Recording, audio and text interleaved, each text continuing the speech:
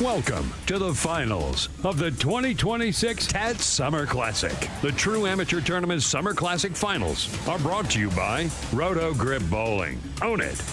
And by the Orleans Hotel and Casino in Las Vegas.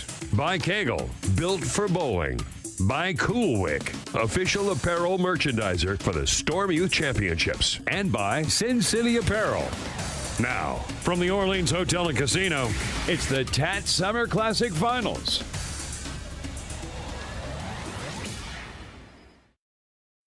Welcome to the finals of the 2026 TAT Summer Classic. The True Amateur Tournament Summer Classic Finals are brought to you by Roto Grip Bowling. Own it. And by the Orleans Hotel and Casino in Las Vegas. By Kegel, built for bowling. By Coolwick, official apparel merchandiser for the Storm Youth Championships. And by Sin City Apparel. Now, from the Orleans Hotel and Casino, it's the TAT Summer Classic Finals.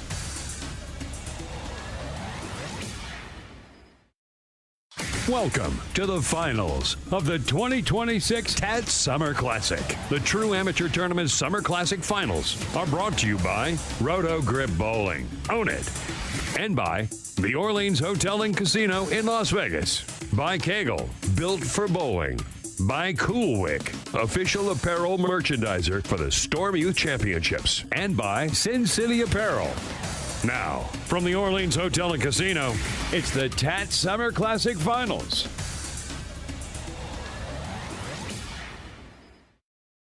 Welcome to the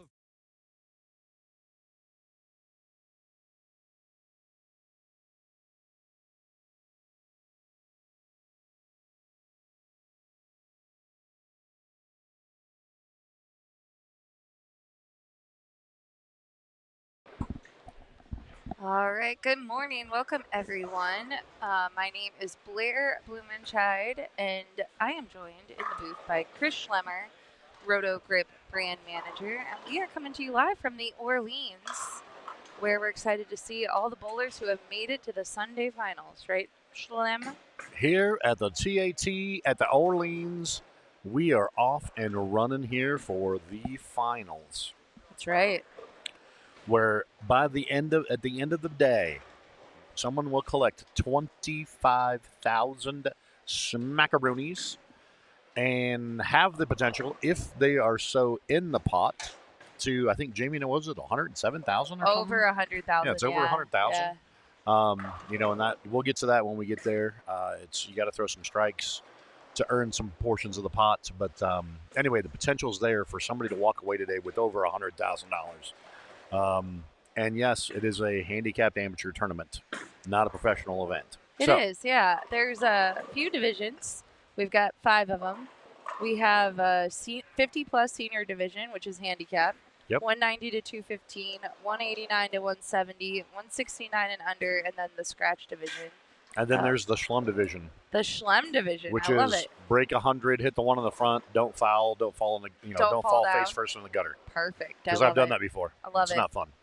Well, we've got some bowlers in front of us. These bowlers are in the 190 to 215 division. Mr. Michael Parker here, who's dressed for success today in the red, white, and blue. You see him fist bump up there. Oh, yeah. He is from Las Vegas, Nevada. He was wearing a Hanes Bowling Supply patch earlier, so All pretty right. sweet. We also have Fernando Costa, Juan Ordaz, Bryson Rogers, and Jonas Mikowski. And I probably butchered all their names, so No, I think you did. I think you got pretty close. Yeah. Well, we'll see how it does. But we got California, North Carolina, Mexico, and Las Vegas, Nevada. That's it. Represented on and that's just on here on this pair, right? So we have a full house cranking this morning. Well, I take that back. Now that I can see down, looks like we're not using 1 through 8. We start on 9, so we go 9 through 50, I guess. But not all the divisions are floored. Not all the divisions are floored, and I Yep. think that's the thing of in that regard, we do have a staggered start. And I ran into one of the guys earlier when we came back up from grabbing coffee, Blair, and he goes, "Oh no, actually, he came in the ballroom," and he goes, he's like, "Oh man," he goes, "I didn't know I bowl at 9:45." I go, "Well, you're here early." He's like, well, yeah, but I also could have slept in. I go, hey, life is about choices. Yeah. He goes, well, they said, I didn't want to miss. I go, yeah, you don't want to be that guy. No. I said, because we've seen that too many times over the years Right. where, there comes a point in time if you miss your start time, and it is because of all the divisions and all the bowlers, you have the staggered starts. And they tell you, be here, be prepared to bowl, in case of, however it goes. And anyway, so far so good. I don't think we've had anybody not show up yet here in this first shift, but the day's still young. I mean, somebody could just not wake up and get here on time. Yeah, So, our friend Ed, he starts announcing, don't get lost in the casino floor midday because you think you have an hour, but that hour goes real quick downstairs. yeah, it's funny how they do that here. Yeah. The only windows are at the doors. There's no clocks. It's very bright. Yeah. Always seemingly fresh oxygen unless you're stuck by somebody who's smoking. Yeah. But yeah, seemingly it's just like you blink and you're like, wait, 2 hours went by? What happened? Absolutely. So And even if you're where'd walking my to the wallet food, go? Yeah, even if you're walking to the food court, you're still struggling. So I feel like that mummy machine heisted my wallet. How did that work? yeah, that mummy is brutal. So- Bryson here's bowled quite a few tats. He comes out. He's a veteran, He is. to say the least. February and July, we see Bryson checking in the room, checking out what's happening. Mm-hmm. And it's one of those deals, Blair, watching them warm up. Because we'll bounce over here to 37 and 38 as well. You had some people, looks like they're choosing to play a little bit more direct, which has kind of been the case this week. Seemingly bigger balls. I mean, some of the scores, especially like in the scratch division, right? Mark was telling us earlier before we got on air here, as one kid, I mean, it was 7:30 and missed the cut, right? And didn't make it through the finals. Yeah. So scores are decent, but it also depends on what squad you're on, right? So as we get through, we're not going to get any re-oils until we get to basically to the grand finals. Yep. So we're going to get to many rounds of burn. And just like in the qualifying, we've got some pairs that have 5, you have some that'll have 6. And I think how we need to note this too as we roll through the day here, Blair, because I just happened to glance over and see 27-28 has 6 people. Yep. So in that, when you have 6 people on a pair, 3 will advance off that pair. If you have 2 on a pair, 1 will advance, and if you have 3, 4, 2 people will advance. Yep. So, and again, this is just based on the size, number of entries, and all that fun jazz, right? So, right here in front of us, 35 and 36, we will have the top 2 advance off of this pair. Yeah. Yeah, so to your point, the first 4 rounds, most of the time we'll have 4 or 5 on a pair. 6 sometimes, of course, right? That's usually first round. Mm-hmm. They might put 6 on it again just to get rid of more people to keep it going, but I don't think we have that issue today. Correct. So we'll when you get down to it, when we do have those 3 bowlers on a pair, 1 will advance. Mm-hmm. So that's later in the day that you'll see, and it gets a little spicy at that time of the day. Yeah, that's a good terminology to use. But the one thing I wanted to say is with them being basically on the fresh, right, and the lane's playing a little bit tighter, you see quite a few people choosing to play that outside the line, a little bit more direct. Some are using weaker balls with more surface. Some are using bigger balls, depending on how you throw it and what you do. And it was funny too. The one thing I paid attention to, this is the opening round, and this is what you bowled. Some people only bowled 1 squad and qualified. Some people bowled multiple squads to qualify, and you could tell that there was a little stress factor kicked in already for some of these folks here at 9 o'clock this morning in their first round match, thinking, "Oh, I just have to advance off my pair," and you're watching, example, here in front of us, you get a couple easy missed spares. Yeah. Looking here, like a pair to our left, the D bowler doesn't even have a strike yet. So yeah, things are, it's just as we always talk about, there is a bit of it gets really worse as we get through the day. The squeeze factor comes in, but here we are opening round of the finals, and we're already seeing a squeeze factor for some of these folks. Yeah, so I did flip the camera over to 37 and 38. We got some bowlers over there. We got Rosario Tedoscu, Kai Yamamata, Ken Johnson, Lauren Risk, and Eduardo Sistazara. Mm-hmm. New Jersey, Canaho? I don't know where that is. I'll have to look that one up. Henderson, Nevada, Anchorage, Alaska, I was just gonna say, and like we've got. Tucson, Arizona. This is the most diversity I've seen on a pair in a really long time. Yeah, let me look up where Kanoe? Oh, maybe, yeah.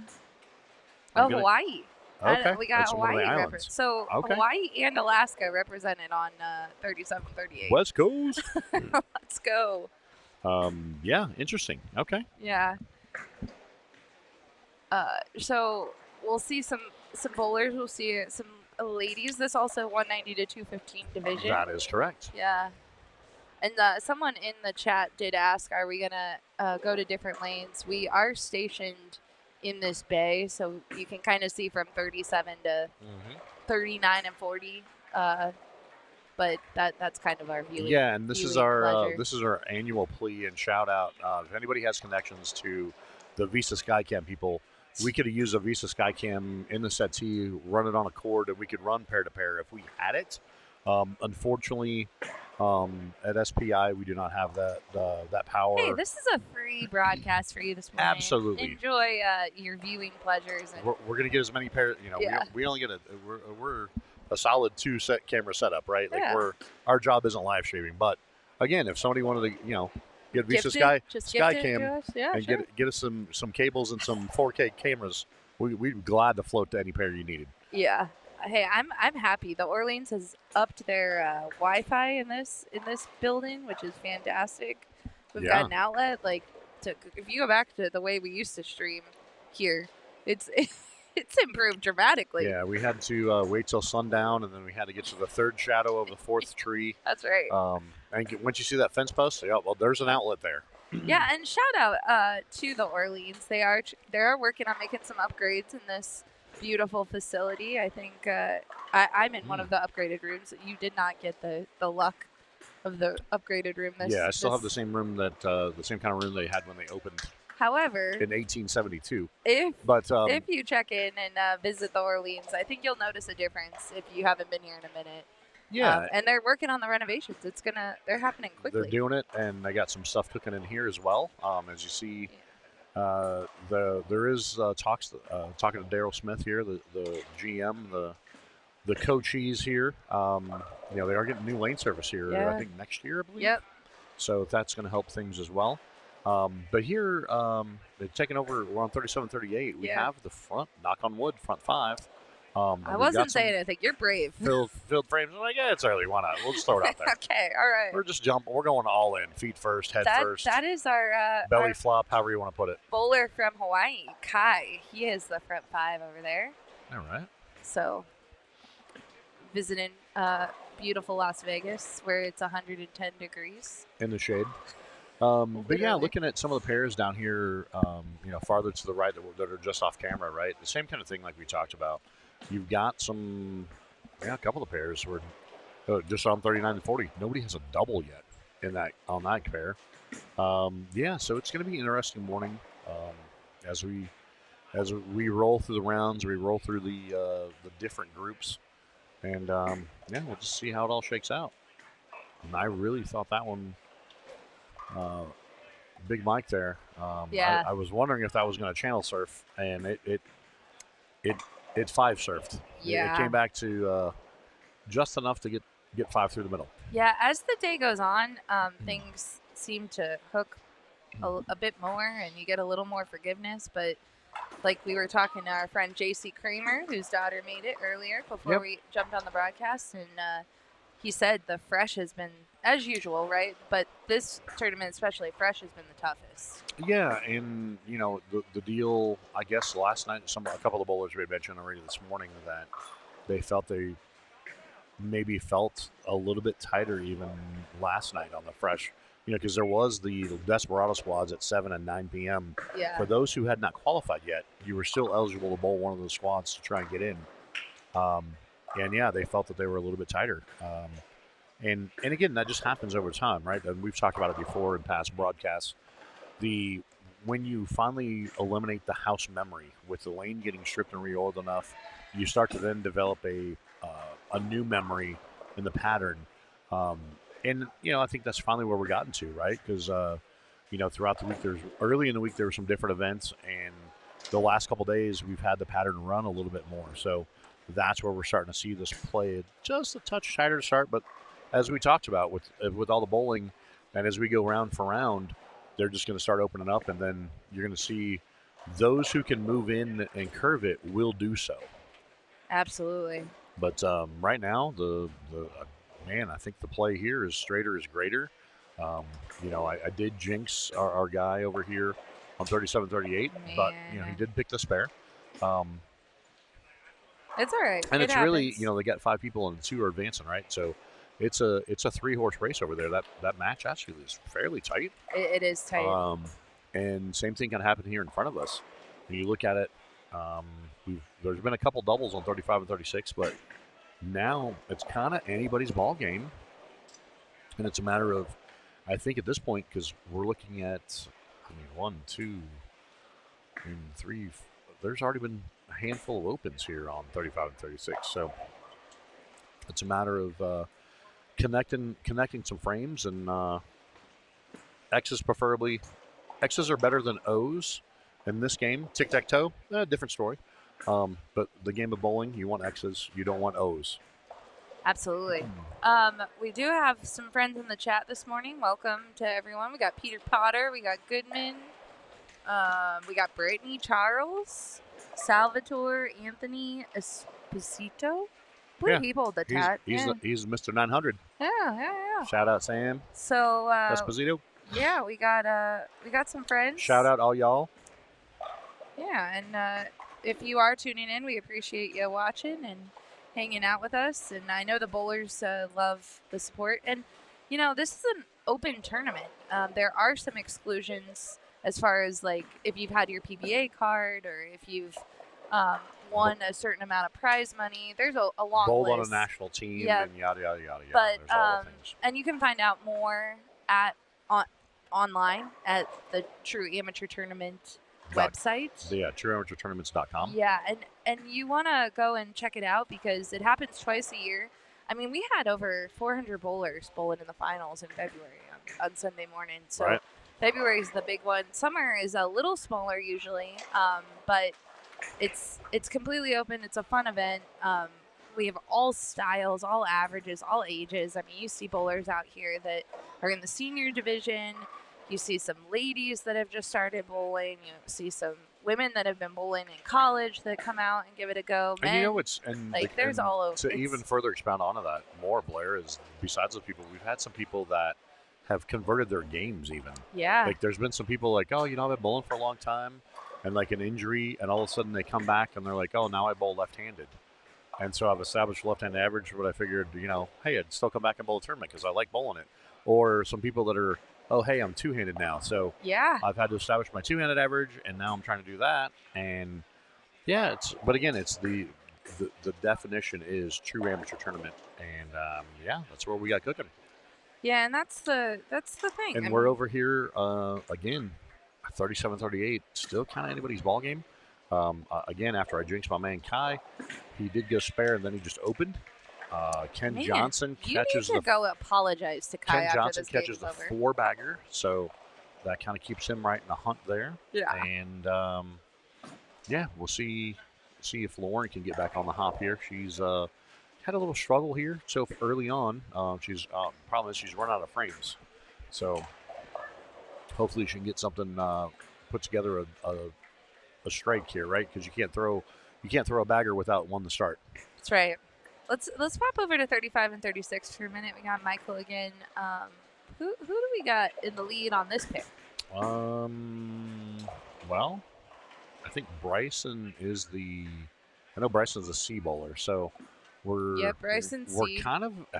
I mean, you look at it, A, B, C, D. I mean, even E, if E catches a turkey here, right? Like, this is still anybody's. I mean, any two of them can. There's nobody that's running away and hiding on this pair. Let's put it that way.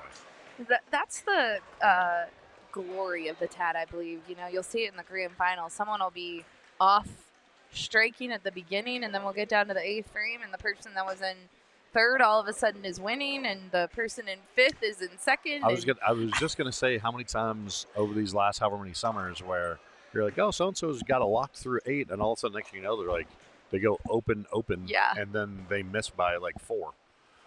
Because somebody catches a late, double or 4-bagger, right? There's momentum swings. Absolutely.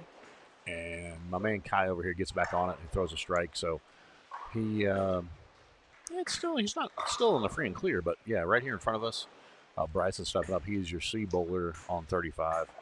Who we got? B is Fernando. And D is Big Mike, and E is Juan. So yeah, and we got some fans in the chat of Mr. Juan. He's the one that came over to us. That's what, super excited. So and I told him, I said that's why I get the camera on him because we didn't realize he had his whole fan club watching. He does. I see what he did there. Yeah. He's like, hey, by the way, I'm bowling. I need to know what the channel is so I can let my fan club know. That's right. Well played, Juan. Well played. Yeah. He's got a cool jersey, too. There's so many cool jerseys out here today. Repping different countries, repping different styles of themselves. Mm-hmm. Like, it's very cool. And companies, and when I say companies, like our boy, homeboy over here, Caterpillar. Like down he lives in Arizona now, but from down in obviously in Mexico, right? Yeah. Some parts of the world, and we see it like with the girls come over from Singapore. They got Canon and stuff like that, right? So there's outside sponsors outside of the bowling world. So yeah, and domestically we're so used to seeing the ball brands, but when you get some of these companies, they're like Canon cameras, or this case, Caterpillar, land movers and backhoes. Yeah, that Caterpillar. Yeah. In other countries, it's kind of a thing of, oh, hey, our league is sponsored this, or you think about too, you get into what is the Swedish league, right? Like you get Team Pergamon, you have all these different teams that are sponsored by bigger corporate sponsors. So, and then you get some folks that are just like plain and simple, right? Like they just got a polo with their name on the back, which is cool. Yeah. Everybody's different, right? Like. Just whatever you feel. There is no right or wrong style. That's what's, bowlers are, as we all know, bowlers are snowflakes, right? Like everybody has their own PAP. Everybody throws it their own way. And the same goes for their attire. And we're here right in front of us. There's Juan. Gets a spare. Converts the spare. But again, you look at it, he's not that far back. If he can catch a double here in the last 3 frames. Yeah, he had one miss. Shaking his head a little bit, but right. He's got a pop to get something together. He had one missed spare, but it wasn't an easy spare. It was a 6 count, and then he had a split right after it. But other than that, he's made all his spares. All the 9 counts are converted. So I feel the 6 counts are not always as simple as just saying make your spares, because sometimes there's a sleeper pin or there's a difficult factor, much higher difficulty factor. Yeah. Or rating. And sometimes I think the splits or the 6s should always have that little circle for a split. Yeah. Feels like it. As I like to say, 10 out of 10, don't recommend. Yeah, me neither. Or as our t-shirt designs, 1 star, do not recommend. Absolutely.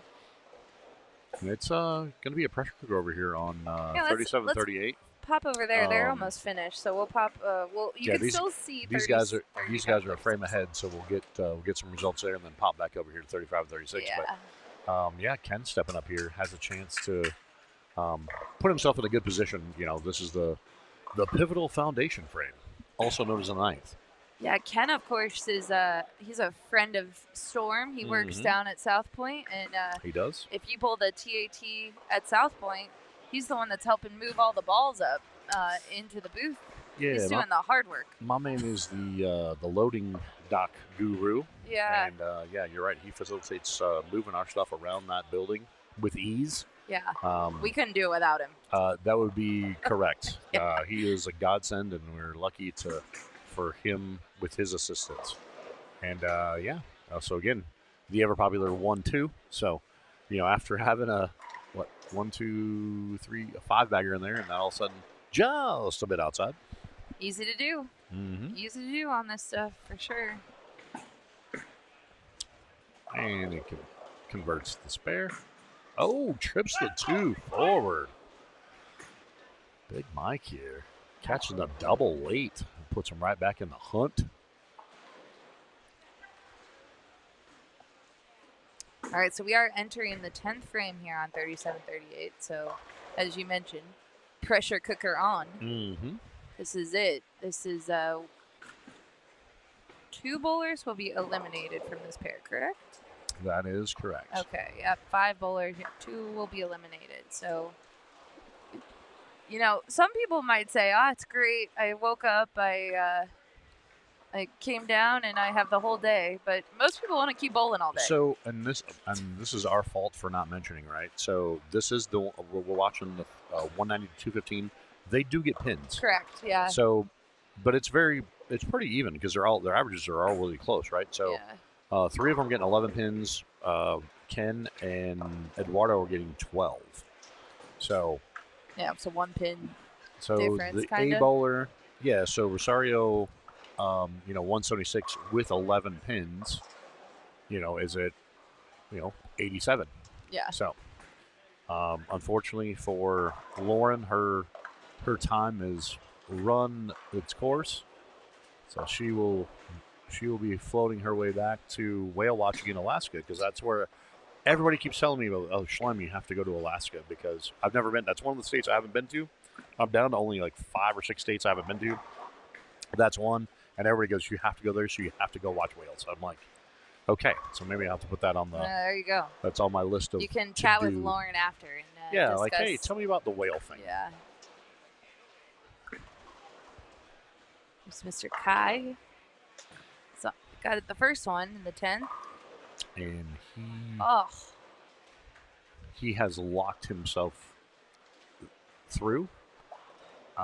So he advances off the pair. And, yeah, I mean, Ken's basically in the same spot, right? Like, it's one of those deals if, Eddie happens to, go off the sheet, and then, it's a matter of if Ken, doesn't double gutter or foul, right?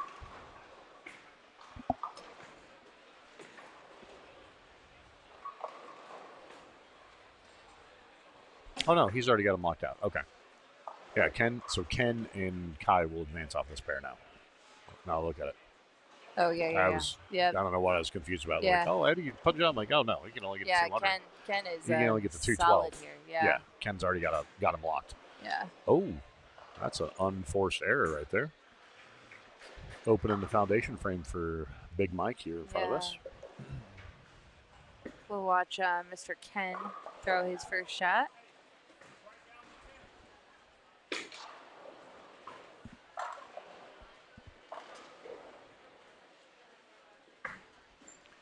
We got a question.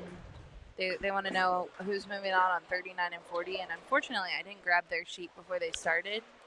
But that is a good question. 39 and 40 looks like based on sheer numbers alone, A bowler had 237, C bowler had 229, and so those would be the top 2 advancing. Yeah. Because when there's 5 people on a pair, 2 advance. 6 on a pair is when you get 3 advancers, and then. And those bowlers were way ahead on that pair. Yeah. Yep. All right, Mr. Ken converts his pair. Let's pop back over to 35 and 36. Yeah, this is far from over here in this pair right here in front of us. So they also get some sticks. What handicap are we looking at on 35 and 36? Let me get. Usually they do. I will say. Usually the team at the TAT, they try to match up the handicap so that it's not a big swing. So the A bowler, Jonas, he's averaging 208, so he gets 9 pins. Bryson's average 207, he gets 10 pins. Juan, 206, he gets 11.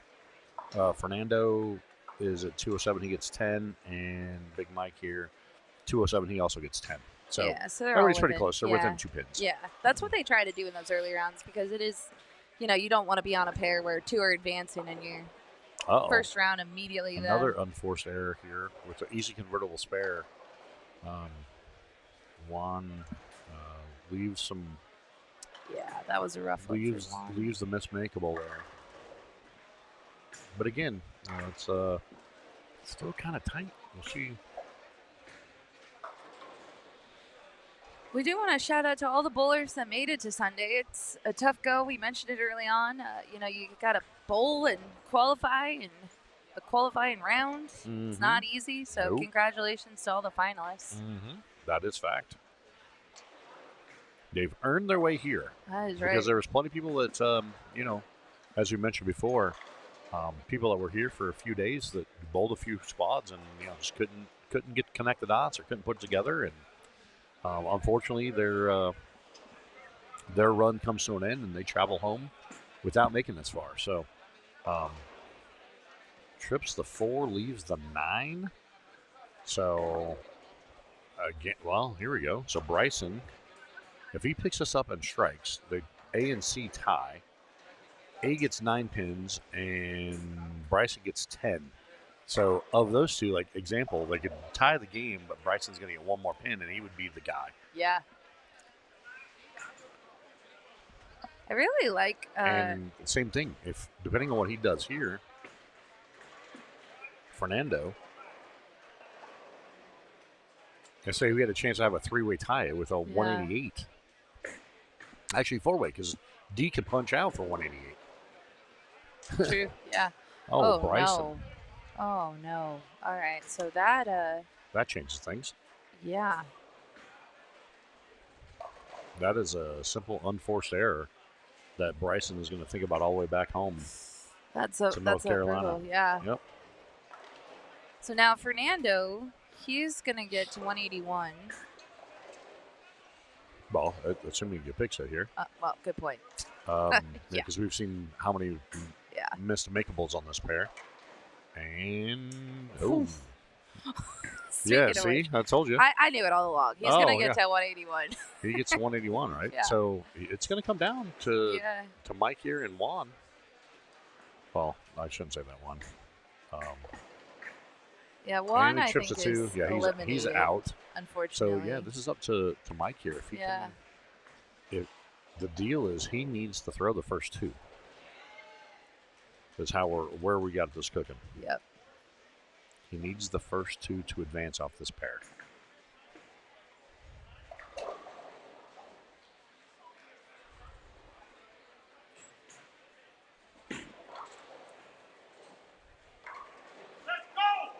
There's 1. That is 1. And with him being from here in Vegas, as you can hear the loud "Let's go." Yeah. There could be some friends, fans, family. Well, Michael did tell me when I went down to grab some sheets, he goes, make sure they spell my name right on the check. And I said, all right. Like later. Like he's planning on that grand finals. Pretty big confidence right there. I was like, I love it. Let's go. Let's do this. My man still has to throw another strike. And if he doesn't get this one, he's done for the day. You got to believe in yourself, though, Schlem. You got to shoe up and believe that you will be standing there getting that just check. did whip a card out. It's like, hey, by the way, make sure it spells this way. Right.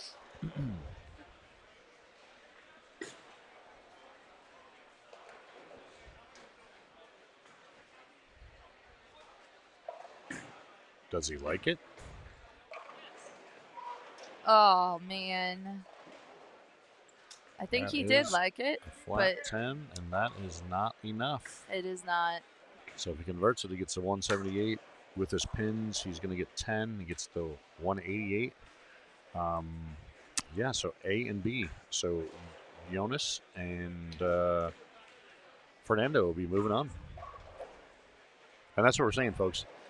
This happens all day long. Seemingly all day long, right? You're going to have pairs that they're just, you think it's going to go one way and it goes the other way, and it's sometimes unexplained, unforced errors, and it's kind of how it goes. So Schlem, here's what happens next. They're going to tabulate. They're going to get some new bowlers on the floor, some different divisions.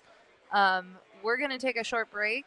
We're going to play some commercials for you. One This is this would be a TV timeout. this is a TV For those of timeout. you in TV land. One, it's a video of you hunting. Actually, I think the gremlin was hunting you in this video. Yeah, I wasn't really hunting anything. I was just walking around minding my own damn business. That's all I was. Yeah, no, you got hunted.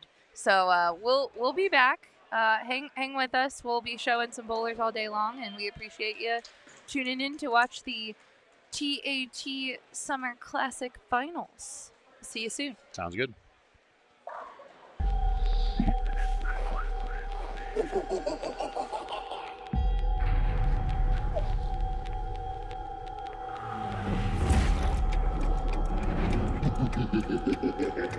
What the?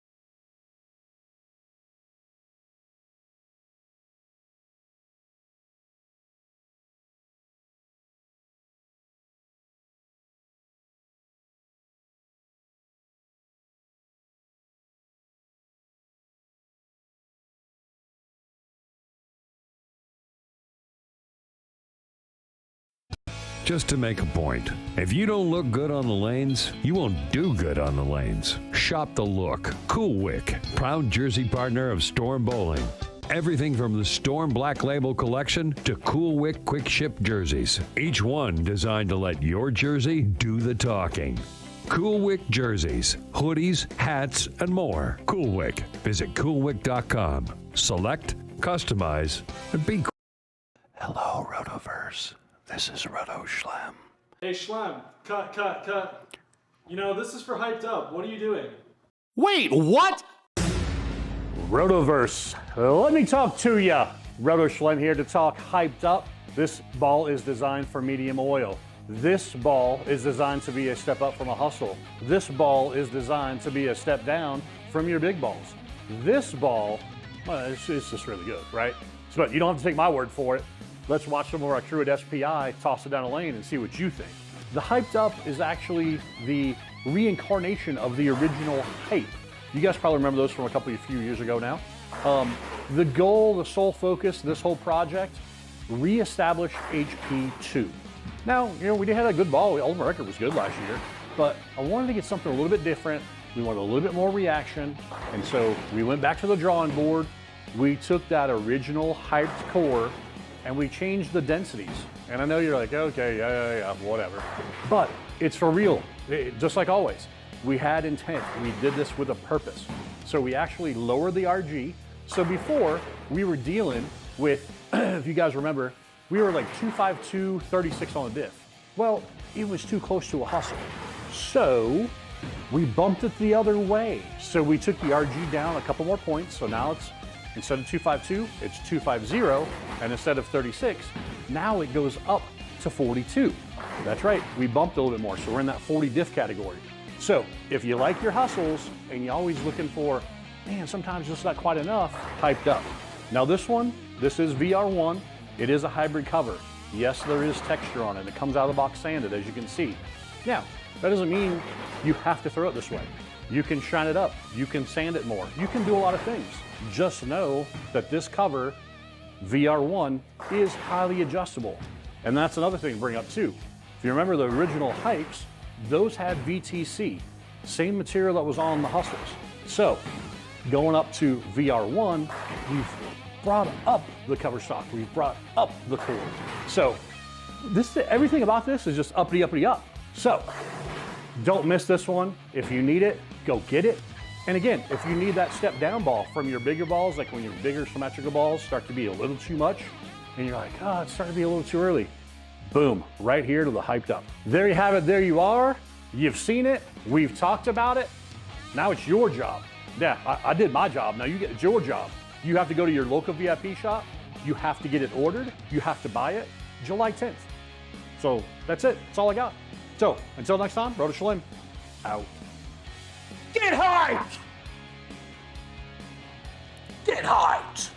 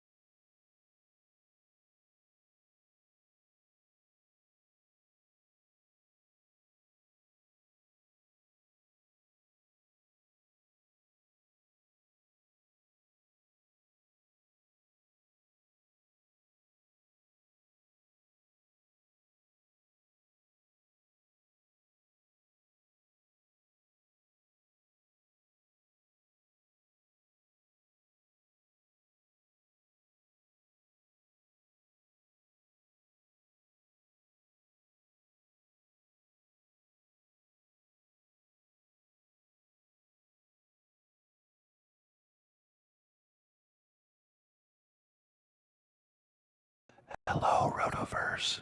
This is Roto Schlem. Hey, Schlem, cut.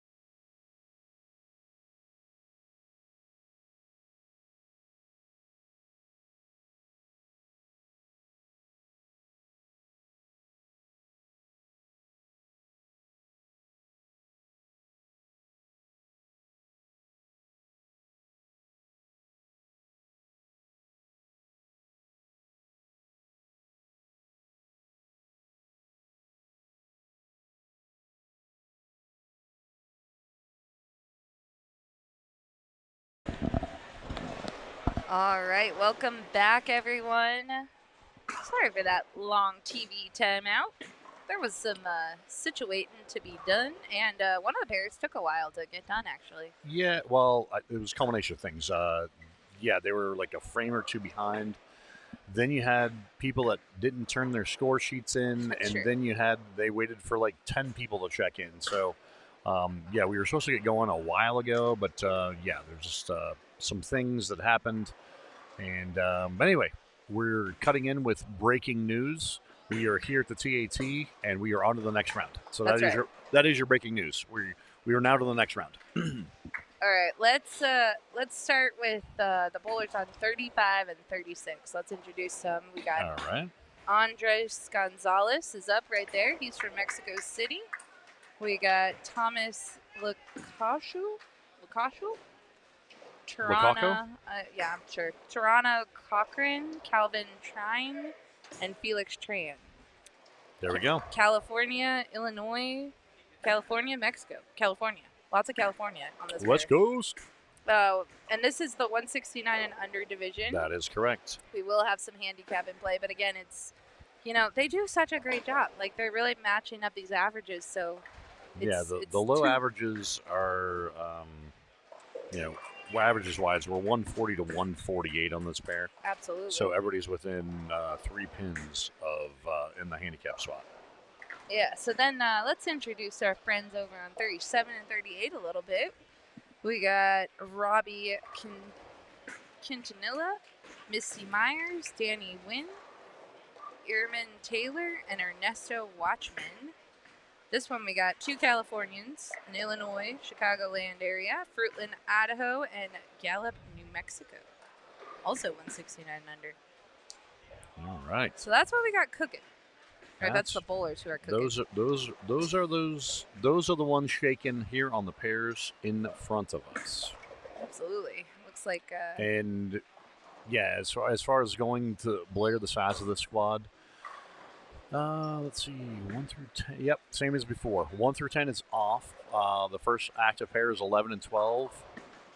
And we're rolling all the way through lane 48 is what we got cooking this shift. So I love it. Again, as we keep rolling through here, we're going to keep advancing in each division and narrow them down. Yeah, we're going to keep going. So yeah, and as we mentioned, this the true amateur tournaments brings out bowlers of all averages. So the first game we had closer to 200 average, 190, right? Those were the averages. Now we're down to some 140 average bowlers. So you're just seeing a variety of different styles and players, and we will see the gamut here. So, and again, in reference to that, again. And it's funny, is Big Mike came over after finishing his game, and it was cool catching up with him. And even Bryson after they got done, right? Like, they were on the pair in front of us, and it's one of those things of they're both like, I have to go practice spares. Absolutely. And the same thing's going to hold true for this group, right? We're at a little bit lower average grouping, but yeah, here we are through a couple frames, and we're already a couple open frames on the board of some makeables. So yeah, and Schlim, this comes up a lot, right? We work the true amateur tournaments, or even any event that we work throughout the year, and bowlers will ask, like, how can I get better? Like, what can I do to improve? And spares, man, right? And it's the same conversation I had with pros on the PBA Tour this year, and they'd ask questions like that, and I go, it would be the let's start with picking spares, right? So yeah, you don't realize how much spare can change a game, or missing 2 or 3 spares a game. You might be down in the 150s, 160s. If you convert those, all of a sudden you're averaging 180. Correct, or lower, right? Like, right. And depending on what because the pin count, it's like between the strikes. If you're going 6-1 as opposed to 9 out, absolutely. It's definitely a thing, right? Yeah. So anyway, that's your tip of the day. Pick your spares, kids. Yeah. I'm digging our e-bowlers game. Go look up her name again, because I like Dory the Fish and forgot already. Tirana. Tarana. Yeah, I like her game. She's fun. Chi-Town. Her follow through is fun. I love it. Let's see if she can make this 10 pin here.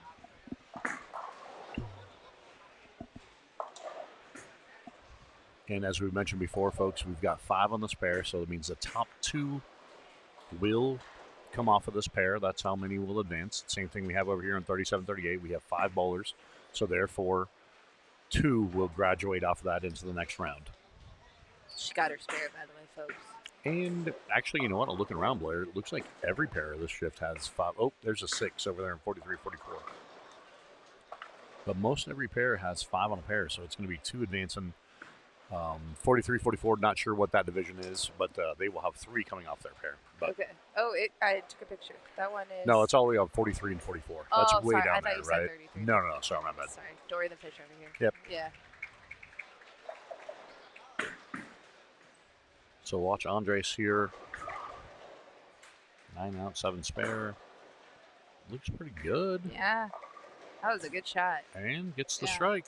Circle gets the square. Absolutely. I know his dad's back there watching. He's been bowling a few years, Mr. Andres. Mm-hmm. Seen him come. He comes with, of course, Alex Archundia, his group of bowlers. I'm not sure what the number is this time of the bowlers from Mexico. Quite a few less, actually. Okay, yeah. I think Alex said he got over just over 100. Yeah, which is, but that's great still. Yeah, it's still great, right? Like he had, he said, him and I were chatting the other day, and he's like, "Yeah, I had a few last minute cancellations, people that were expecting." Yeah. So, but yeah, you're right, Blair. It's still when you have a contingency or a group that big, traveling together or in association with, right? Absolutely. Like it's, I noticed that the other night I came back from wherever I was, and of course I got stopped by there was 20 of them around the machine. Yeah. I'm like, "Oh, Chris, yeah." So you stop and you kind of talk for a little bit, and it's cool, right? Like, yeah, and Alex and I have been working on my Spanish for about 3 years, and I have the level of a preschooler. I think it went backwards, if that's even possible. I think it did. Alex is fluent, and he's like, "Oh, I help you, Blair," and Blair, and he looked at her the other day, he goes, "You know practice, you know good." He did say that. You he know goes, good. "You know practice." Yeah. Yeah, me and Duolingo need to go back to the square one over here. Have a hot date. Oh yeah, that's it. Yeah. It's fun though. It is. All right. So great. here we are on still on 35-36. Actually now we're made mention of the averages, but we got a couple open frames early, but it's kind of starting to balance out a little bit here, right? We got some strikes, got some spares. We'll see how this again. Ooh, trip to 7 out. We'll see how it shakes out towards the end, right? Yeah. We did get a question in the chat. There's some people looking for different bowlers. We can see the bowlers in front of us. We can't really see left or right. They will start giving us some sheets as the day goes on, as they get some of the eliminations happening. I haven't seen Vu, though, Mr. Vu, who he's one that has made the finals. I'm not sure I haven't seen him yet today. Yeah, I saw him earlier this morning, but I think he was down on the low end. Okay, so yeah. I don't know if he's bowling right now, or if there was depending on what group he is, and if he gets like a break now.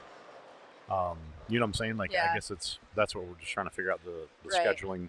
Absolutely. That's one thing we didn't grab was the schedule, because I looked at one earlier and I saw the different times for the different categories or different groupings. I didn't grab one either. Maybe it's on the website. Let me look, actually. TrueAmateurTournaments.com, of course, is where you'll find all of the...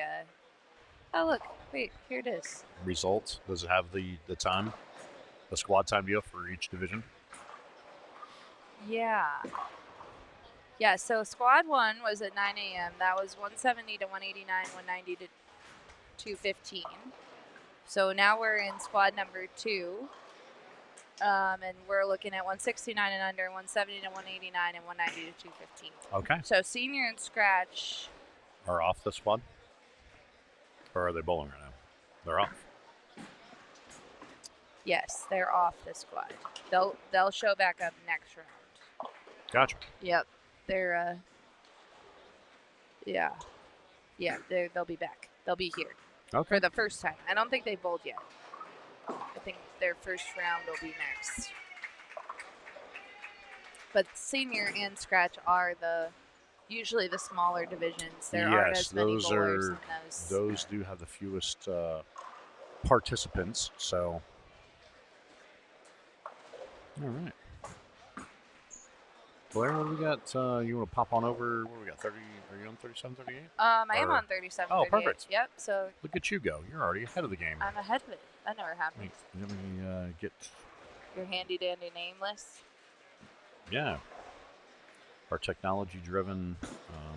I'm telling you what, though. Report sheet. I know I am on 37, 38, but I want to go 35 and 36 for a minute because my man Felix here. He's got cool hair. He's got the like man bun thing going on. Yeah, with the undercut. Yeah, I'm digging it. You can do that, Schleb. You could pull that off. Yeah, probably. Yeah. I mean, I have to grow all my hair out again on top, Yeah. But I'm digging. which I've done before. I love it. All right. Now we're back at 37, 38. Let's do that. I All just had to right. give Felix his hair a shout out. Felix's hair. I love that, Blair. I just did. All right, our C bowler is Misty Myers, stepping up from Fruitland, Idaho. Idaho. See what she comes up with here. The last couple frames have been a little on the tough side.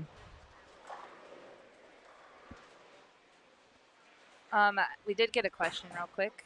Yeah. So Ooh. what is the pattern they're bowling on? Which they're on the Dragon B2 this summer. Well, and that's the whole thing, right? And when we talk about patterns and names and stuff like that, right? Like, and that's one thing I want to express at home. Just because a pattern says, "Oh, I'm bowling on a dragon," or "I'm bowling on a cheetah," or whatever. Okay, and then my next question is always, which version? That's Because true. there's 9 million versions of every one. And so this one, which happens to be published and on the website, right? Does it have a distance or anything on it? Yeah, the distance is 43 feet. The ratio is 3.38 to 1, and volume is 33. Okay. So it's a little bit on, obviously it plays a little bit tighter, as we talked about earlier.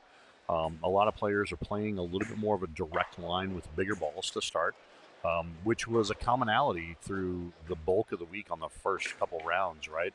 Because it takes a little time for the pattern to develop and open up. And when you have more people playing, we've got 5 and sometimes 6 on a pair. And if there's no lefties, if we're all righties, they're all in kind of the same zone. It's still going to take a little bit for the pattern to open up to where someone's going to feel comfortable enough moving in to get into that playing 20, 21, 22 and swinging it to, like 12 down lane, right?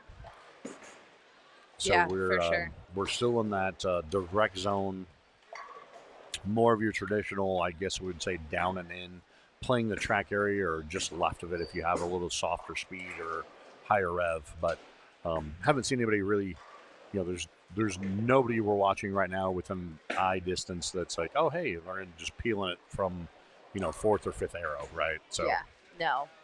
But, and that's the thing. I think a lot of times bowlers at home, when I talk to them about the True Amateur Tournament, they're like, well, I can't go and bowl that. I can't compete. And you can. Like, anyone can compete here. And like we were telling one of the moms earlier, she was asking, this is the first time her son had made the finals. And we were telling her, like, yeah, he'll bowl in his division until the very end. And then the divisions meet. So if you Meet for the money. Right. If you average 132, you're not going to show up on Sunday morning and have to bowl against a scratch bowler at 9 a.m. Correct. That's not going to happen. Or whatever time you come in for your shift, Absolutely. right? Whatever. Yeah. You're bowling your division all the way to the finals. Yeah, for sure. So. And, one thing, folks, I want to talk about, too, as far as the pattern, and we talk about the skills, we reference the averages and stuff here in front of us. And we have a 43-foot pattern, and we use the rule of 31, right? So we're looking at, a break point of around 12. And some folks, as you see, are playing right of that.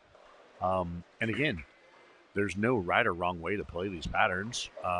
It's one of those deals of you kind of just have to understand there's some nuances in this building. I think that's another factor we have to talk about. Absolutely. Because end to end, and the number of people that come up to like myself or Matt, and maybe even you as well, Blair. They're like, hey, we always hear hey, what's the trick of this or that? And then our questions are usually, well, what end of the building were you on? How many people on your pair? How many lefties were there? How many righties? What was the rev rate? Yeah. And then they start looking at you and they're like, what do you mean? I go, these are all variables that factor in, especially when you have a surface like this that has had a lot of games on it. Hence the reason why it's, the part of the remodel coming up here soon. They're putting new lane beds in. So that should hopefully fix some of the topography and the amount of friction in the surface. And hopefully we'll make the end-to-end a little bit closer. So it's kind of what we're, again, what we're seeing and doing right now. And as you're watching here on 37 and 38 and catching a crossover, we're in that spot of these guys are, this is the 140.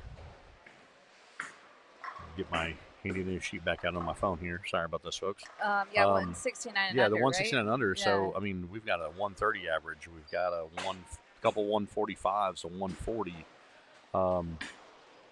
And yeah, that's where you're seeing the, in this, I guess my thing is this level, right? These folks haven't quite figured out of the strategy of letting the lane surface tell them where to play or what to do, right? Like Sure. they just know that, hey, this is how I have to get my ball to the pocket. Absolutely. And as you learn and get better, it's one of those deals where you'll reach a point and go, hey, well, even, like Bryson when he got done. How do I, it's his question every year, every time. How do I strike more? Okay, well, then the first thing was, how about we pick our spares? Yeah. But, again, you have to look at his ball speed, his rev rate, and all these things. And we talk about the thing all the time. And, like this gentleman here on 37, 38, the lefty, a little slow, got it up the lane. But now if and it's whether or not he's going to make that move, but if you were parallel, like 2 and 2 left, that ball's probably in the pocket for him. But, again, he's obviously still learning the bowl or, in that situation. So it's a matter of figuring out what the lane is giving you and listening to the lane. Well, absolutely. And a tournament like this, you come and you bowl and you can learn. This is a place where you can learn. There's lots of squads that you can bowl on. To your point of, hey, the first round I'm on 37 and 38 and I bowl really, really bad. And then I go down to the low end and I bowl better on maybe it's not fresh anymore. Maybe it's a little burnt. Maybe I just match up better on that pair. I mean, all of those things are things that happen, but as you continue to learn, like, put yourself in the position to learn, right? You want to come out and bowl a tournament like the True Amateur tournaments, and then maybe you go and bowl, the Open Championships has come up a lot, right? Because absolutely that tournament, they've been putting down tougher and tougher patterns there, right? So if you come here, this is a pattern that you're bowling on, but you know the pattern when you bowl. So it's different. So you can learn, okay, on a, 43-foot pattern, 43-foot pattern, I have to do this on the lane. And then that just teaches you, when you go to something like the Open Championships, you know where to play. And it comes into, and again, folks, we're just scraping the tip of the iceberg here. It's one of those deals of, as we talk about, the basic rule of thumb is a rule of 31.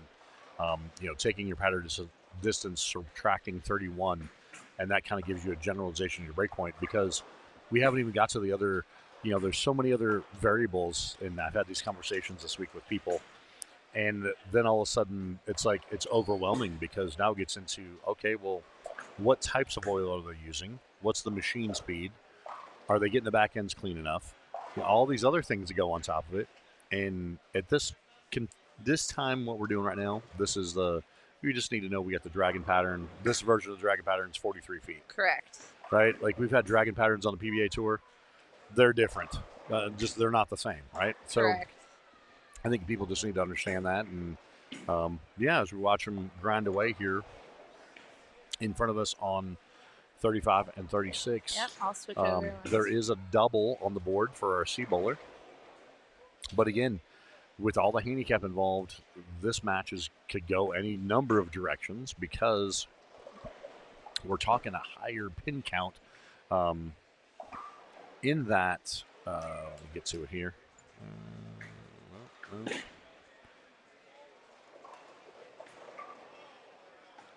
Yeah. So, go ahead. Yeah.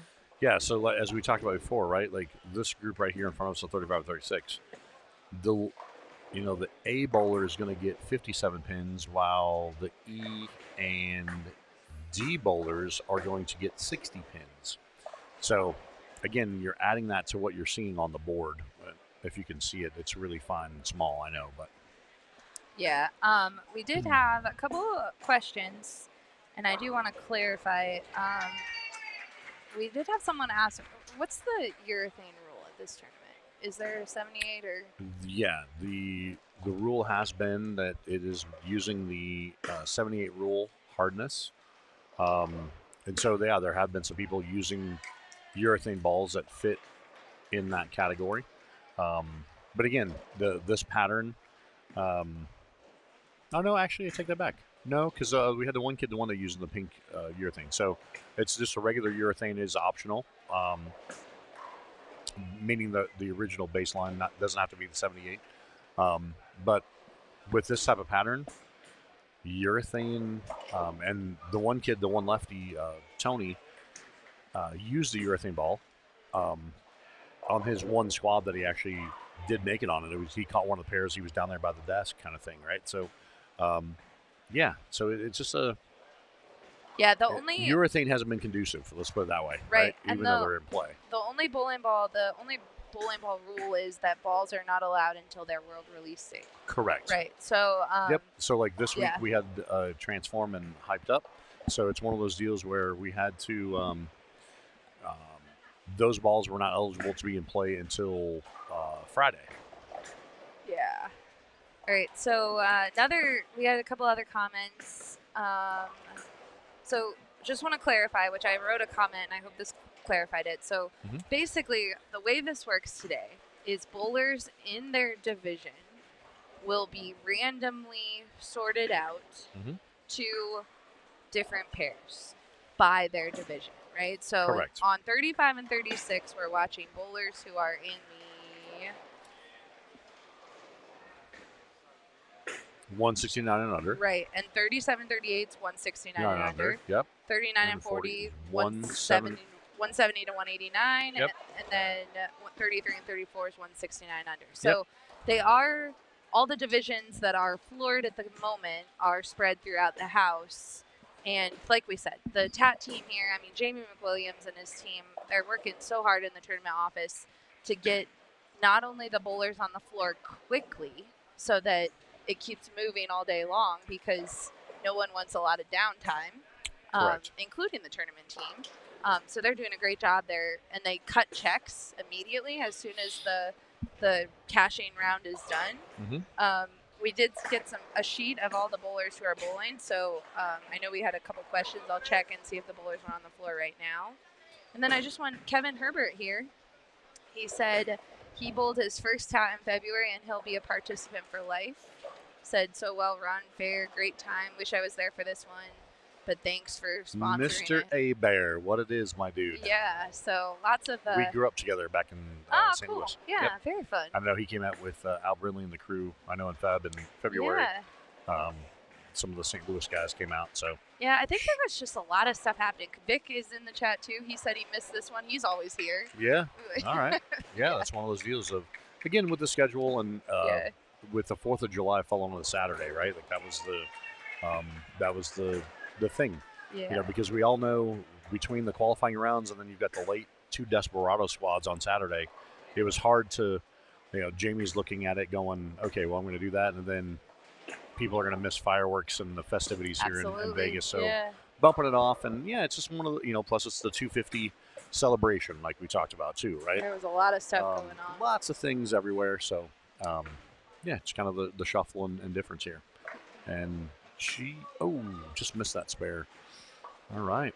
So, again, we still got, like we talked about before, we're going to here in front of us on 35 and 36.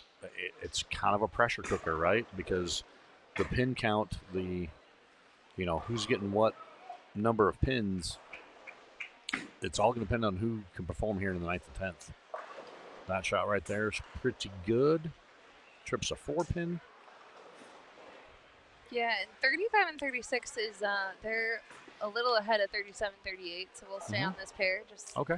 get a I like that. look at where they're at. Even though I've got the leaning tower of camera going on, so apologies. I'll fix it on the break, guys. Leaning tower of camera, she Well, I says. moved the camera and then I forgot to straighten it. So Which one? The one in front of us or this guy?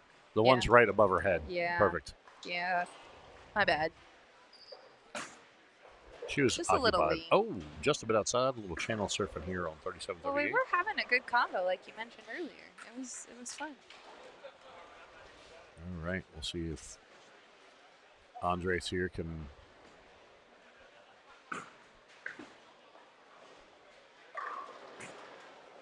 Wow. Pretty good pitch. That was a good shot. To leave a stone 7. So we'll see how this goes. All right. We got some excitement. We get some. You guys can hear that in the background. Absolutely. As we know, we got some of the fan clubs cranking. Yeah, I haven't heard. He might have already done it, but a few years back, bowlers were complaining that some of the cheers would catch them in their backswings. Oh, come on. This is sports. Wait. That's what so they do. This Like, is even great. especially now the World Cup soccer's going. Come on. Schlem, Get loud. hold on. The TAT made TAT branded earplugs that I'm pretty sure they have at the front desk if anyone needs some earplugs while they're bowling, because they just, you can't eliminate people from cheering. Sorry for being a human being. Yeah. And like you said, we're playing sports, so But I loved it. get I'm like, loud, have awesome. fun. Yeah. All So right. if you need some earplugs, they're at the front desk with Ed. All right. Thought that was so cool. I'll have to check that out. We're watching here in front of us. Like I said, this is it's going to come down. I gotta think the 10th frame. It's like who's going to perform. Absolutely. My man on E. Hang on, I need to look on 34. You just saw this off screen. Everyone was watching. E bowler. That was Frank. He just got one straight on the head pin, and it just kind of collapsed all together, and he struck, and I love it. Frank on 33. Yep. He's killing it. So that was a fun one. There is luck in bowling, folks. It's there okay. is lots and lots of luck. We're in Vegas. You want to be lucky when you come to this town.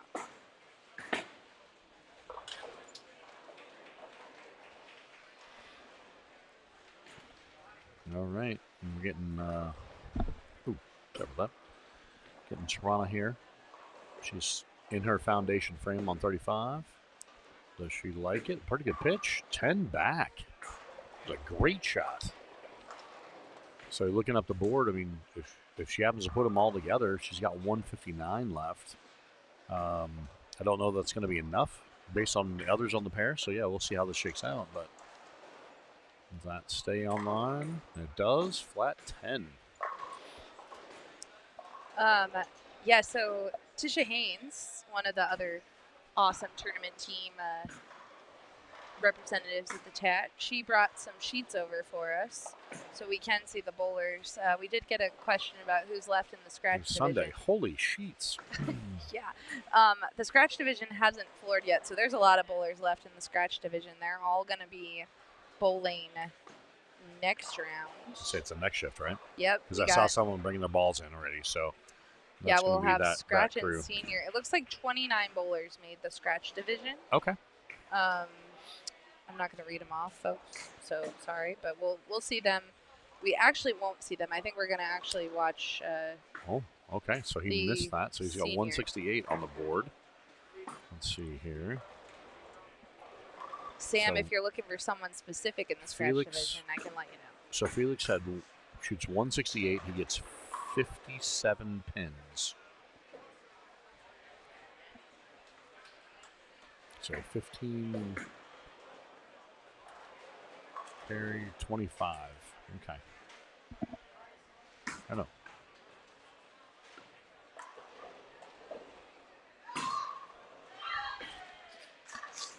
Man, there must be a very close match down there. We got definitely some clapping and some cheering.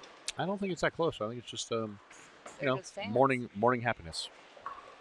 I like morning happiness. Okay, so Andres there got up, thought he got set, and then he just stopped and came back and like, nope, just gonna reset this and, I love it. and do it again. He's all right now. He's stepping back up again. All right. So again, he's in the pressure cooker here. If he catches a strike or two, keeps him right in the hunt of things. Like we talked about, 2 are going to come off of this pair. Uh oh. Oh man. And that is 6. Now, if he converts it, he can still put 176 on the board. Well, assuming you spare strikes. And again, we still got. All depends on what C and D do to here to fill out the end.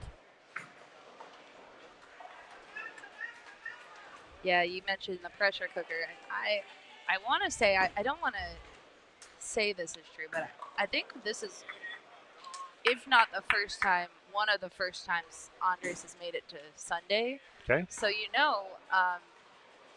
starts getting in your head. Even if it's round 1, you're like, man, I could really be in the grand finals today. So 164, and he has 58 pins. So that gives him what, 22? Yeah. First bowler has 225, 222. So yeah, it's gonna. I mean, I guess we're gonna have to get pen and paper so we can keep better scratch. Adding some of these pin counts. Well, it's only how many pins between A and B are there? Or I'm sorry. A is getting 57 and B is getting 58. So it's 1 pin. So. Yep. And the crossover gets 9. All of the bowlers that everyone is mentioning, Tony Throckmorton, Hayden Hale, Kirk Toll, and Mike Duenes, all those bowlers are still bowling. Mike is bowling currently. Okay, so the other bowlers are going to be on next round. Folks in the chat that are. What am I missing here? So he gets this. So that's going to give him 170. Yeah, I think Andres is confused. He doesn't understand. He's not moving on. He thinks he is, but yeah, because the D bowler has 182 plus his 60 pins, so it puts him in the 240s. Your A bowler, 68 with 57 gets him to that. Yeah, that's 25. And then the B bowler, yeah, Andres, yeah, he's gonna be short. He's not gonna make it. He's gonna be 3 pins short. Yeah. Yeah, you're right. Yeah, he thinks he's moving on, and unfortunately he's not. Yeah. So, because only the top 2 are moving off this pair. So yeah, it looks like it'll be our A bowler and our D bowler will be the ones advancing off of this. Sorry, Andres, you're not getting there, buddy. Felix Tran and Thomas Lacocha. Yep. Those are the bowlers moving on. Unless the score sheet's off, but I don't think so. So anyway, we're going to skip over 37-38 while they iron that out. This round is actually kind of on pace. For the most part, everybody's about like in the 10th frame right now. So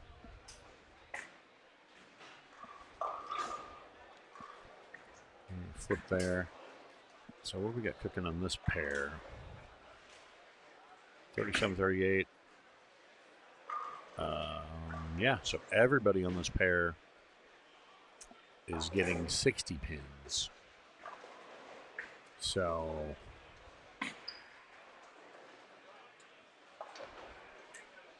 yeah, okay, there we go. Andres now figures it out. Yeah, he's good, buddy. Yeah, he thought he was in there, but then the math wasn't mathing, so he's talking to Alex right now, and he's Anyway, So over here at 37-38, yeah, we've still got. So Misty with the a couple early opens, and she split late, but she's put herself back in the mix. Like, if she can knock the spare down, she will be in pretty darn good shape. Yeah. She will be. Does she like it?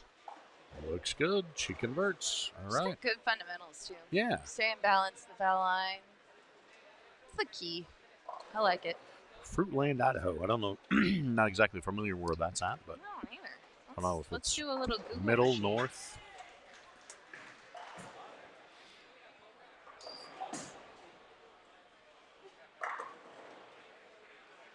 Fruitland.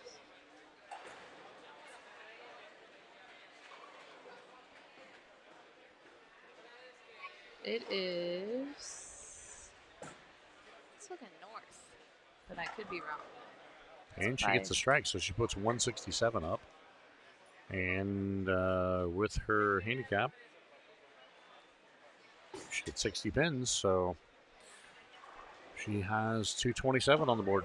Yeah, Fruitland is north of, at least it's north of Boise. Okay. And 51 with 60 is 211. So yeah, this is all gonna come up on what Danny here does. Oh no! Oh! What a break! Huge! It was through the face. It was almost a 4-7-10, and the 4-7 falls late because he too is in the same spot, right? So he also gets 60 pins. So he's gonna have to convert this. Or no. He's already, I take that back. He's already advanced. He's got the 53. Fruitland is on the border of Oregon. He will. So Danny will be advancing off of the. So Danny and Misty will be your advancers in off of 37-38 in the other 169 and under category. As we talked about, the rest of the games around us, like we talked about, we had a little bit of a delay, but everybody is into the finishing of the 9th and in the 10th, or almost finishing of the 10th. So yeah, this one's not going to be a this delay. next break going into the next squad is going to be fairly short. We're going to be a little bit more back on, I guess, I don't know if we can hopefully get back on schedule. I think we will at some point. But that's what we're going to have cooking here. And as we said, Danny's going to move along with Misty as well, 161, 60 pins. So he has 221. She has 227. And yeah, there you go, folks. That's what we got cooking. And as we see some of the scratch bowlers start to invade the bowlers area. They're like, we have been waiting. Even though they've been instructed, wait till the other people get done. Bowlers don't listen. No. As we know, and they just storm the settee and like, hey, I'm putting my ball in a rack. Okay. That's right. All right, Schlem, we're going to take a short break. Right. We're going to see some senior and scratch bowlers, and we will be right back. Sounds good.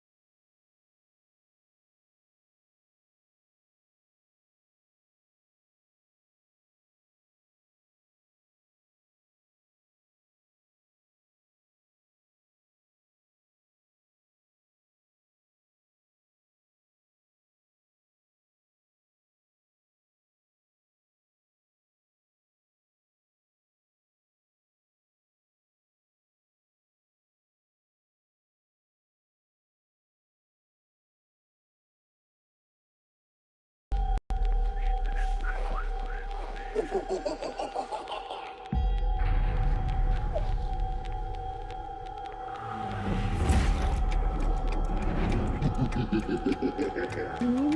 the?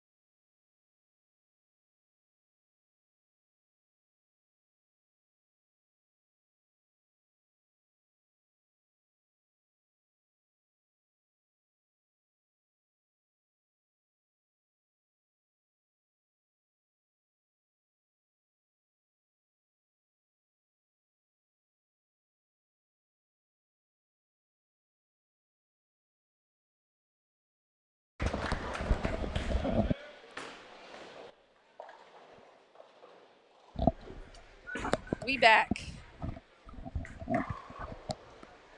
Good afternoon, boys and girls, bowling fans of all ages. Here we are on to the next round here at the TAT at the Orleans in lovely, beautiful Las Vegas.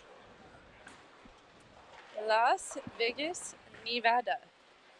Shlem, it was a big sports weekend here. I guess there was a fight last night. Yeah, and it was, right by the one baccarat table. Oh, no, you're talking about the one actually in a cage. Yeah. Downtown. Yeah, there was other things going on. There's always fights in Vegas, Blair. It happens every night in every true. casino. Yeah, that is true. Good point. 35 and 36. We got some new bowlers. We are watching the senior division this round. We have Ryan Fitzmaurice, Ernie Mendoza, CJ Patterson, Lyndon Harrison, and Joseph Kilborn. Florida, Arizona, New Mexico, California, New York. They have the whole country covered, east to west and south, Florida and Thanks. Arizona. We got everywhere, I'd honestly. say that's a gamut right there. And there is some handicap in play on that pair. Yep, only a couple sticks. Average-wise, granted, these are the senior division. Like CJ's getting 4 pins. It comes in at 214. You got Ernie and Joseph each getting 2, and then Brian and Lyndon are getting 0. All right, and then moving on to 37-38 after we watch our friend here attempt the spare. Thought he might get it. 37-38. Willie King, Alan Mojado, old Johnny Lislin, Crescencio Fergoso, and Rick Hara. Those are the bowlers. Yeah, we are Crescencio, old Johnny, and we've had old Johnny before from Norway. He has. He made the finals one year, the grand finals. And Tricky Ricky Hara from up at Arlington Heights. That's right. Tricky Ricky. So yeah, we should see how things shake out here, folks. But these guys, a little bit different ball game from what we just had the last set with the folks here, right? Like these guys are also in the senior division. Each of these guys on 37-38 are getting some pins, right? But they're all in that. The lowest average on the pair is 206 up to like 212, right? So the pin dispersion, like Willie's getting 6 pins is the lowest, and then old Johnny's getting 11 pins at 206, right? I think so Willie's made a grand finals too recently. Yeah. Yep. Willie's been around a long time. He's bowled quite a few. He usually makes it through a deep run on Sundays. And as we're looking here, what I said is, previously the matches we had the lower division, and now we've got these guys that are in the senior. They've got 200 plus averages. Scoring wise, are a little bit different, right? We got a couple doubles already on the board. Could be a couple old Johnny. Could be clean through 4. Our B bowler is actually Crescencio. He is actually started with open, so he's gonna have his hands full trying to catch up with these guys. As Blair looks confused, I'm going to keep giving you the rundown here. I'm trying to figure out. And Ricky went through the face on that shot right there. He's going to step up and try to convert his 6-10 spare. That's usually one of the strong points of Ricky's game. Ricky is a good spare shooter. Knock on wood. It could have just clouded him there. I don't know. We'll see how this shakes out. Well, you were clouding people earlier.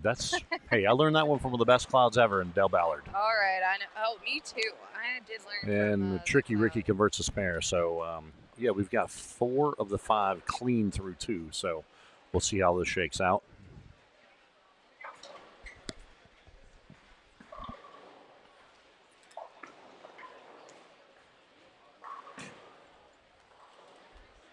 I just shifted over to 35 and 36 for a minute. All right. We're going to watch the bowlers there. JW slide on in, right? Yeah, right?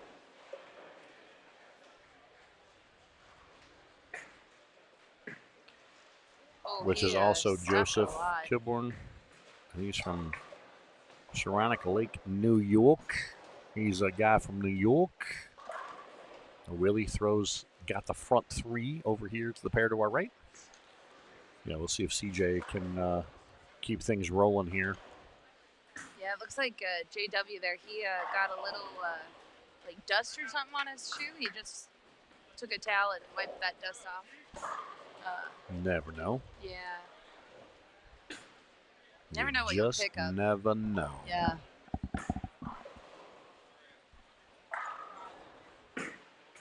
CJ's another veteran of this event. Yep, pretty good pitch. Yeah, better than average. He bowls quite a few. That's a cool jersey he's got on. Yeah, that's an old school. That was actually a Roto Grip patch design that we had that obviously somebody made into a shirt. And yeah. He then went and added his name to it, and yeah, there you have it. There you are. Yeah. Yeah, I remember designing that patch years ago, and we had those for a while.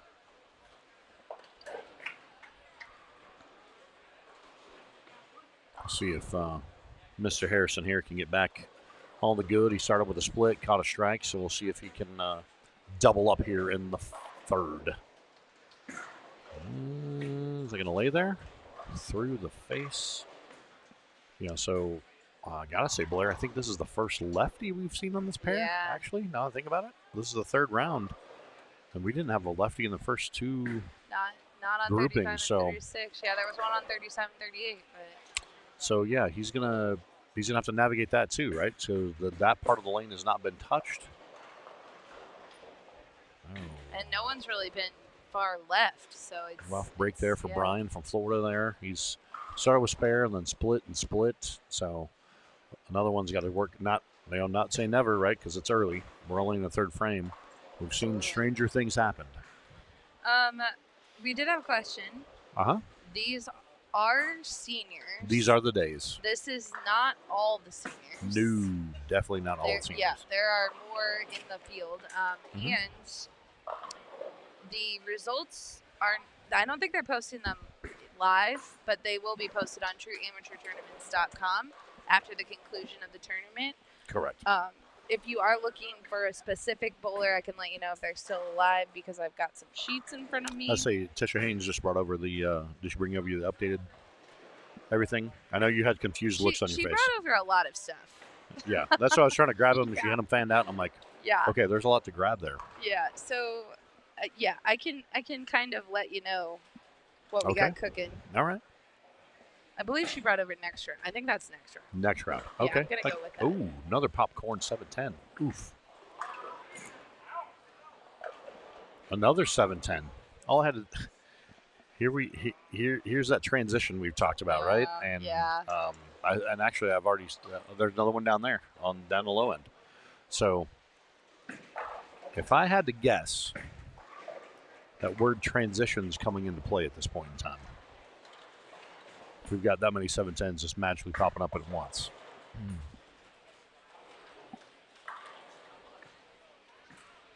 Okay, we get one on a hop.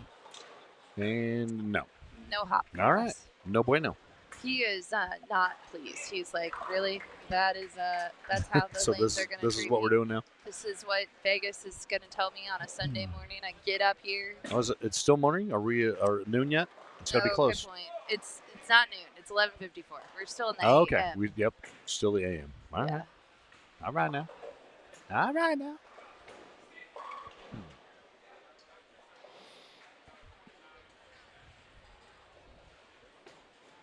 All right.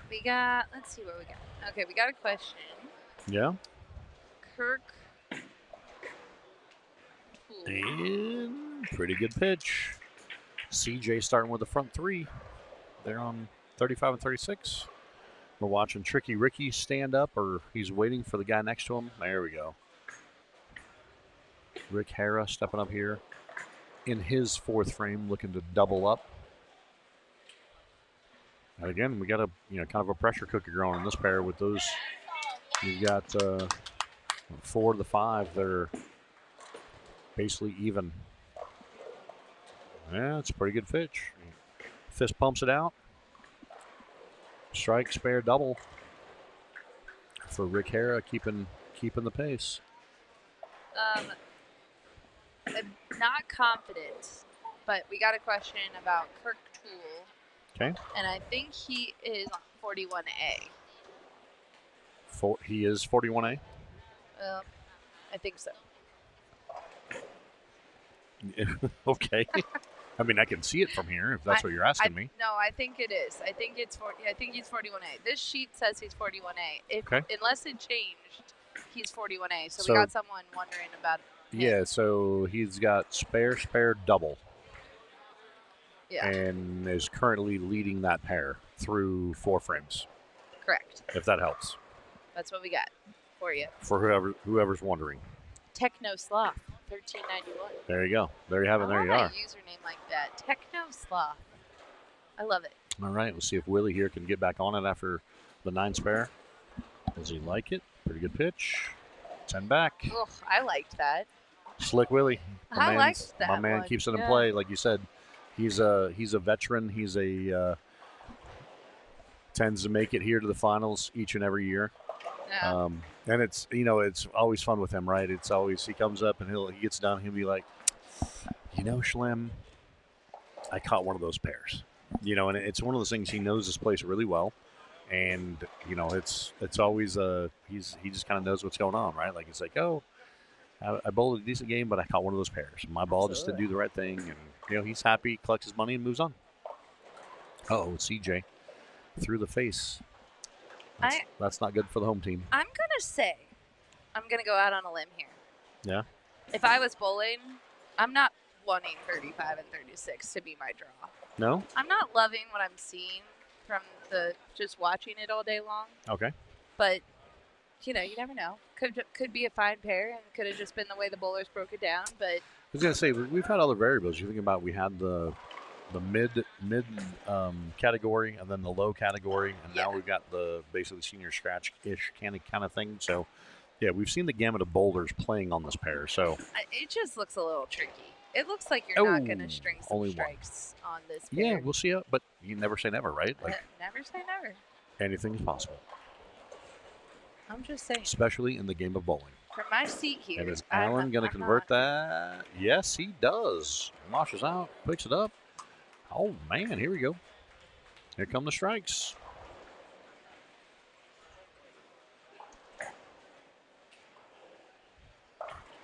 What pair are you on right now? I'm 37, 38 right now. Get some Rick Hara and Old Johnny.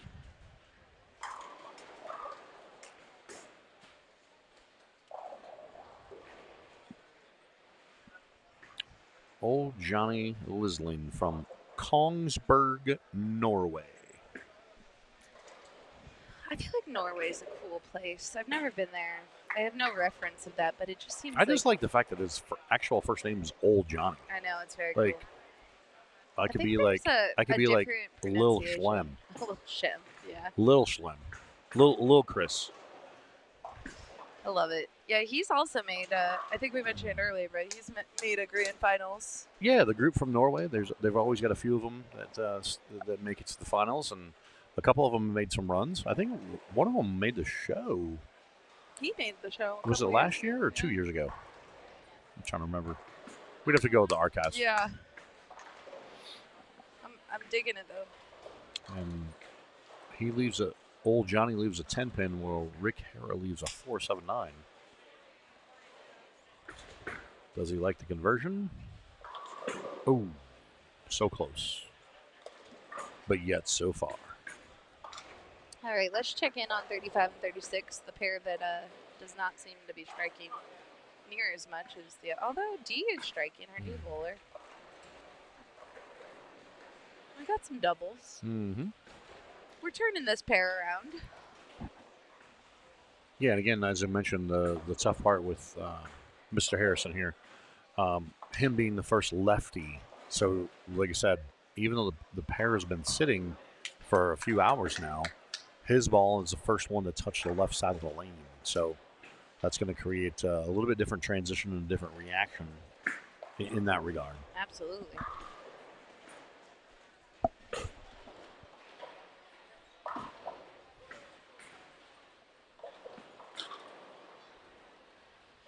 So as we mentioned earlier, and I have heard a few bowlers this week mention this is on the longer side for It is TAT. for a TAT tournament, Yep. yes. So which some bowlers are like, bring it on.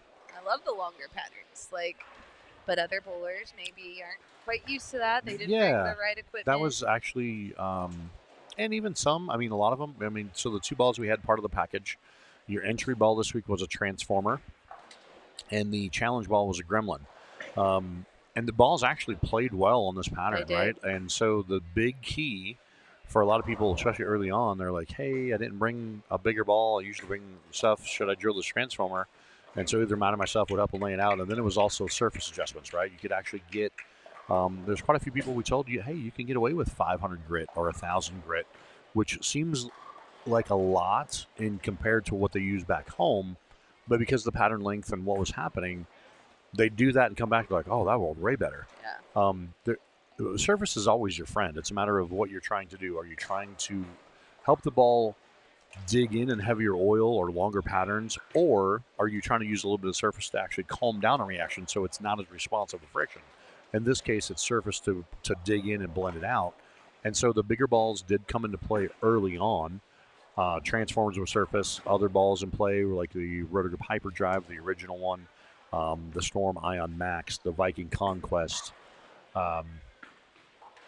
the Ion Max, the Big Daddy Ion Max Pro, the purple, pink, and white one. I saw a bunch of those go down the lane this week, right? And so, and depending on what, like you mentioned before, Blair, based on which squad you choose, because some people bowl their VIP based on when the oil pattern, you know, if there's burn or double burn or triple burn, right? And some folks are like, oh, hey, I'm going to bowl the VIP in the morning because I'm on the fresh, and then I'm going to bowl that first shift right after it.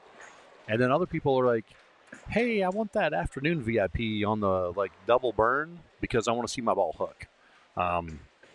There's pros and cons both ways. If you know there's a certain way you like to qualify, but then you also have to know that come Sunday, you're going to see the gamut. You know, you're even with, you know, depending on what time your squad started, and then depending on what side of the lane you're on, you're seeing, well, I ran into, when we took the last break, I ran in a couple bowlers. I'm like, hey, those aren't bowling clothes. They're like, nope, we're in the Sunday Fun Day clothes now. It didn't play out. And it's like, oh, hey, I thought I threw a good shot in the 10th and kind of pinched it a little bit, right? And it shot down the lane. And we're seeing the same thing now. We're still seeing bowlers come up light, even right here in front of us on 35 and 36. You know, we're how many frame? We're into our third batch of games, and it's still hard to get to the 1-3, right? So there's some stuff cooking here. Absolutely. You really can't you can't get in and let it go much. Like there's a OB for sure. Yeah. That a lot of the bowlers are seeing. Exactly. And I think that comes back to as well, like you mentioned, Blair, how tough 35 and 36 would be. Yeah. And you think back now, okay, well, if the very first group, that group would have had more surface and played in a tighter spot, yep, this pair develops way better. 100%. And yeah. That's just the nature of the beast, right? And it's I think the first game there were only 1 or 2 players that were really playing straight up 5 between the first and second arrow, that kind of area. Yep. Everyone else was already trying to be in with it. All right. But yeah. Clean is good here. 35-36.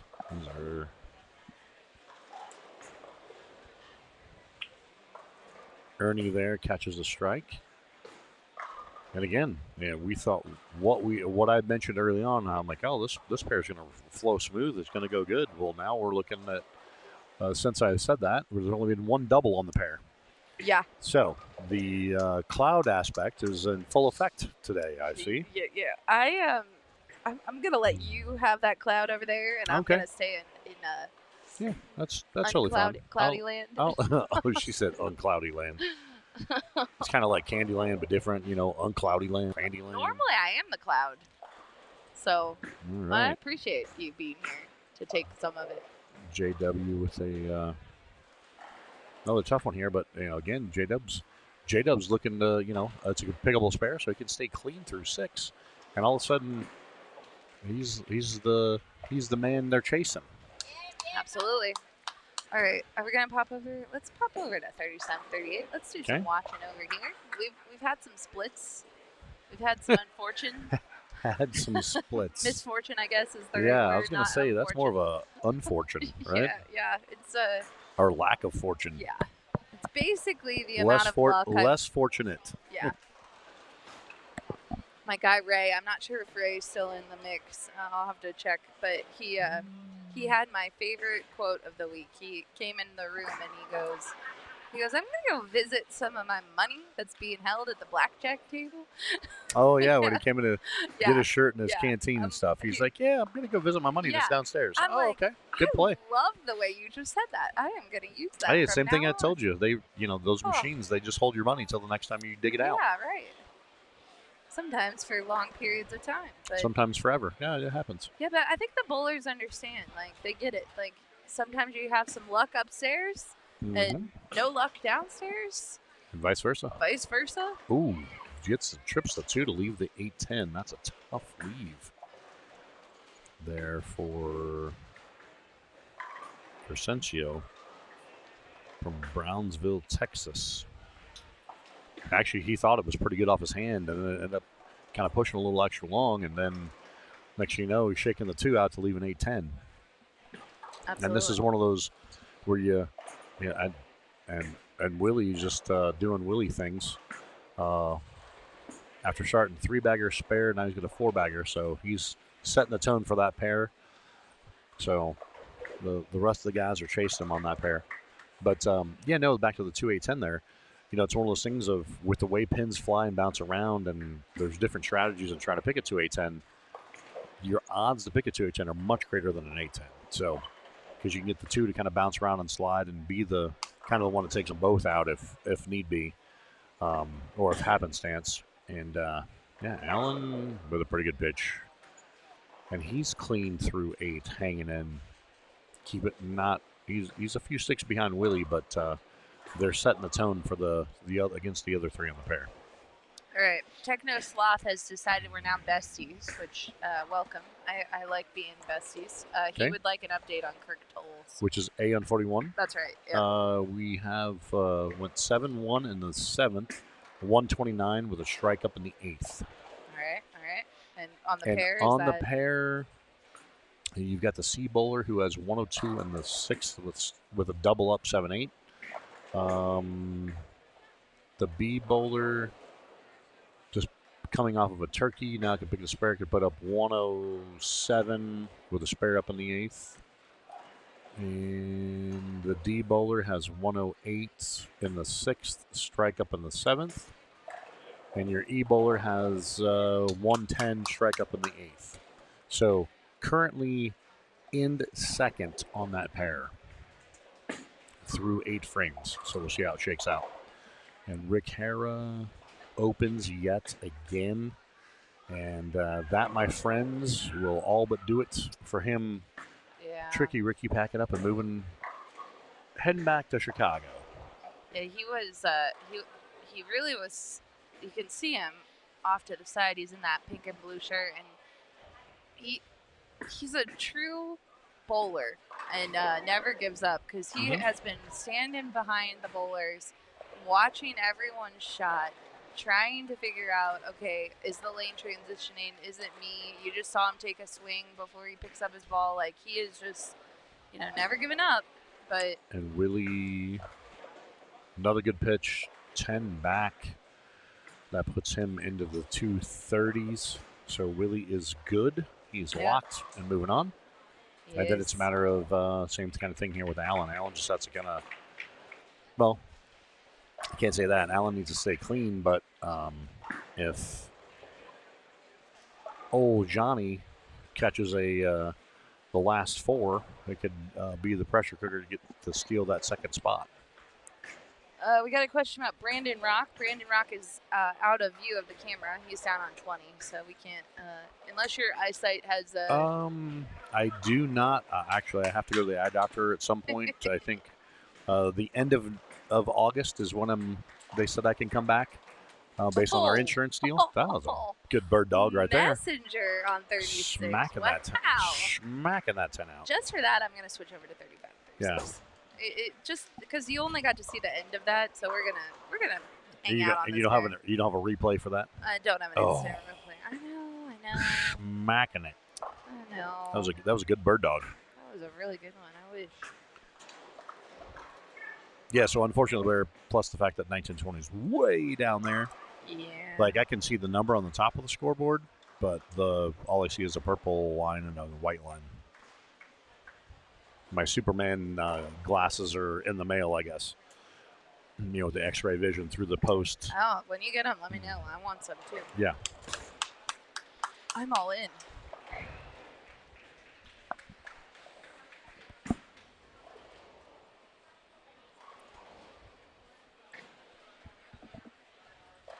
Mr. Harrison.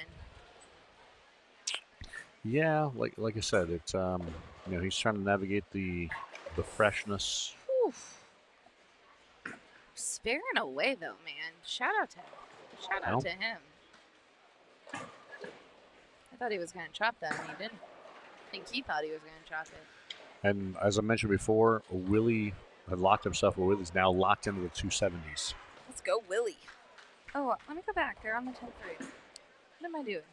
Sorry, folks. CJ with another strike. So that keeps his hopes alive with the other couple guys catching doubles. But we'll circle back to that pair in a second.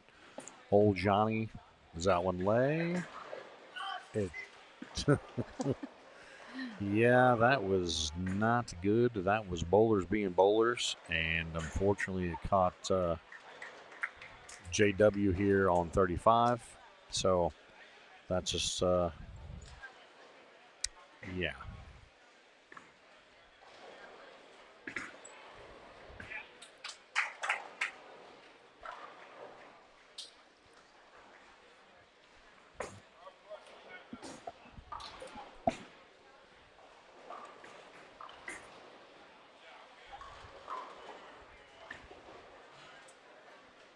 All right.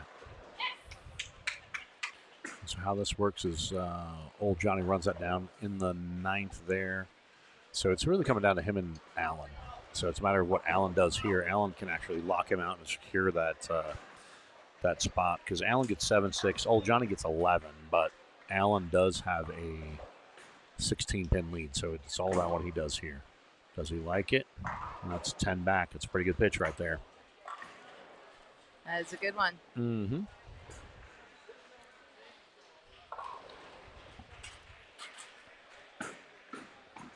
And the one thing I want to make note too, Blair, is there's much bigger crowds at this moment in time as we're getting more bowlers in. And it was funny. You're like, oh, I'm going to go get the score sheet. And you turn around and you're like, ooh, there's a kid on the floor. Ooh, there's a wagon. Yeah. Ooh, there's a baby in a stroller. Yeah. Blair's like, you're like, how do I get to the settee? Yeah. And you noticed I came back the other way. Yeah, you came from the other end of the building. We Allen collected, puts 10 back. So he will be moving on off of that pair. So coming off of 37-38, you got Willie King from Socorro, California, and you got Alan Mojito from Temecula, California. Well, so the other cool thing about the TAT, like I have a long list of things I love about this tournament, but the other thing, you start to get to know some bowlers throughout the week. So you may have made a new friend. Mm-hmm. You want to cheer them on as they're getting deeper and deeper into the competition. The other thing that bowlers do, because this is just human nature, if you get knocked out, immediately you're rooting for the two guys that knocked you out to win the whole thing, so you can say, I lost to the winner.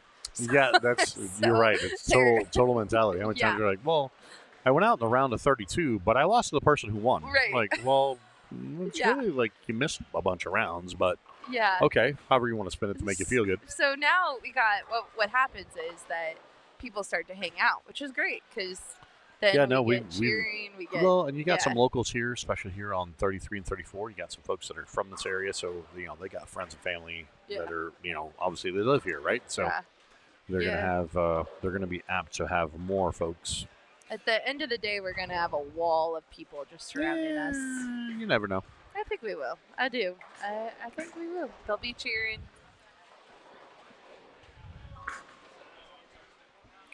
All right, Blair, if we're circling back to 35-36, because these guys are stepping into the foundation frame. It's going to be a tight one coming down the stretch because we've got Well, we kind of have everybody in play. We do. Actually. Everyone's alive. And so we're going to see if Ernie's the one that can actually kind of open it up a little bit. He's working on a 3-bagger. Does he like it? Pretty good pitch. All right.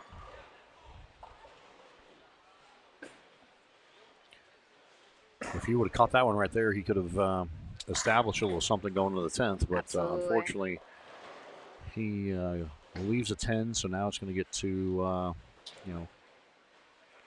wow. We got 140 spare up. If he picks this, it'll be 155 spare up. Yeah. So this one's definitely coming down to the 10th frame. And who can perform for the cheese? Yeah, and you know what you were mentioning earlier about making spares. Spare up, yep. They, the only, we do have one open, but the only significant opens we've had on this pair are splits. These guys are making their spares. Mm-hmm. They really are. We got someone requesting the camera to be moved to 29 and 30. I am so sorry, but we cannot move the camera to 29 and 30. The cameras are set up for our grand finals, which are later today. We've got a second camera. And so this right here, I'm going to use this. Maybe he said it last night in this show. Yeah. So I was at the Kenny Chesney concert on Friday, right? And he goes, okay, this is the part of the show where we take requests. And people just start yelling at him. He goes, now I didn't say we're going to answer those requests. Just saying that you will take requests. You can say what you want. Right. But unfortunately, folks, yeah, we just don't have the camera strength and the room here around the post and everything like that. I can tell you 29-30 is actually done. The final bowler is throwing shots right now. I can tell you, again, we don't know if that's a handicap or anything like that. I'm guessing it could be scratch. A bowler had 196. B bowler had 174. C bowler 217. D bowler 190. And the E bowler just left a 4-pin. Can pick it and strike for 215 if that helps you on 29 and 30. And here on 35 and 36, we are now into the 10th frame. And Blair, what predictions? I'm a cloud, so I'm not saying nothing. You're gonna make me. No, you don't have to. I don't know, man. It's really tight. Like, let me pull up some names. I know.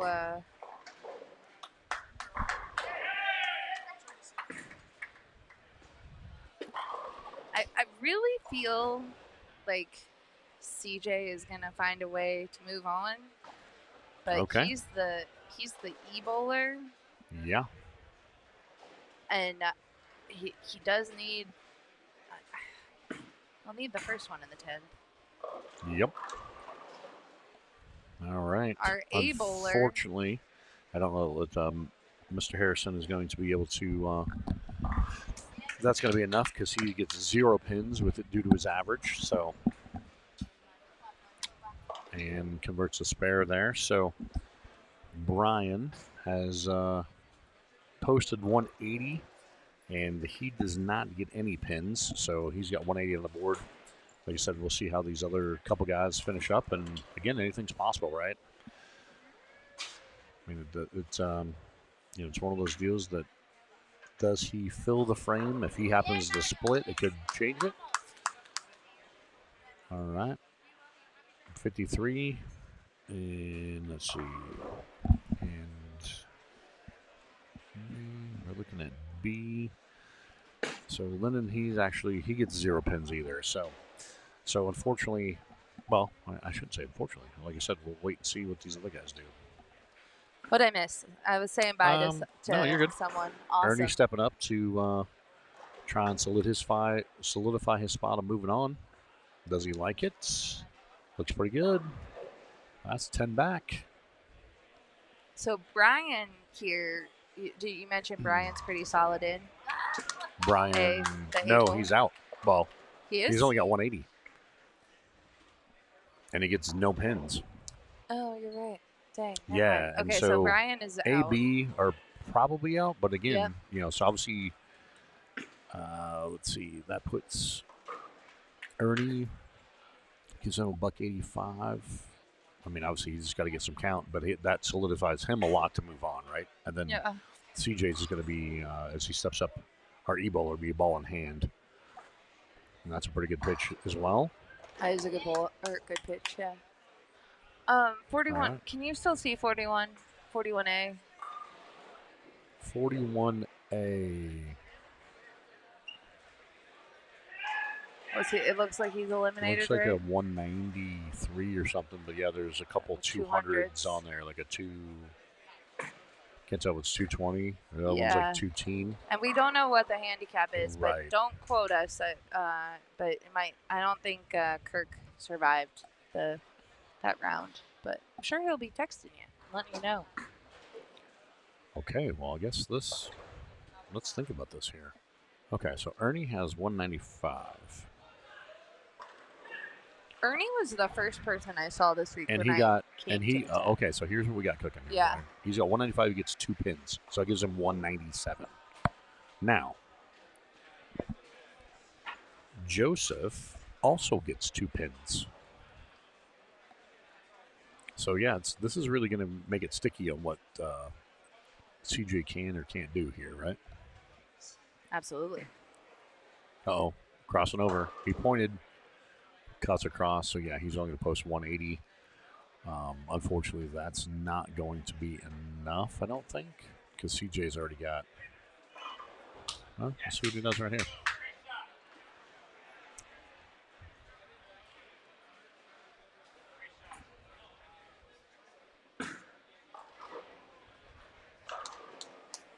And, lazy messenger.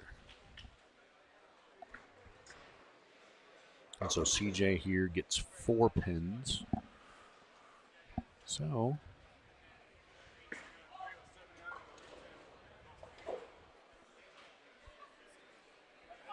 D-bowler 183 plus his 2 gives us 185. And now CJ converts the spare. So he now 187. He's already in the 190. So yeah, moving off of this pair, you've got Ernie Mendoza and CJ Patterson. All right, I Will be officially advancing. didn't cloud Mr. CJ, but and I was about to say Ernie. When I got here this week, Ernie's the very first person I saw. Him and his family were coming up the elevator with me. Okay. And so I wished him good luck. All right. See, there you go. So good, keep it going, Ernie. There we go. Yeah.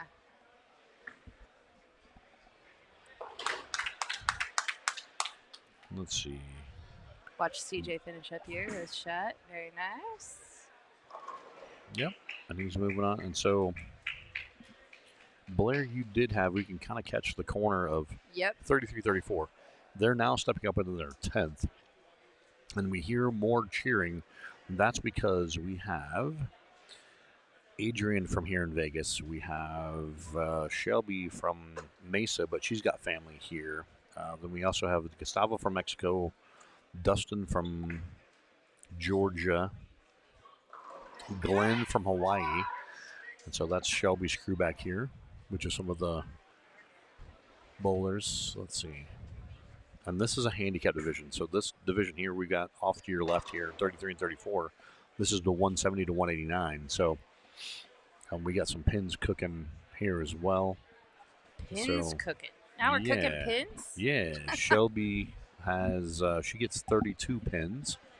And depending on if she gets this hit or not, she could be anywhere from 2-0 to, 2-team. So we'll see what happens there. And, we still got, and like we've mentioned before, it's hard for you guys to see, but there are 6 players on this pair, so therefore 3 will be advancing off the 6.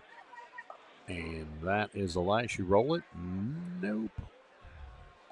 She will not, so she has a chance. She'll be posting a 2-0 score plus her 32 pins.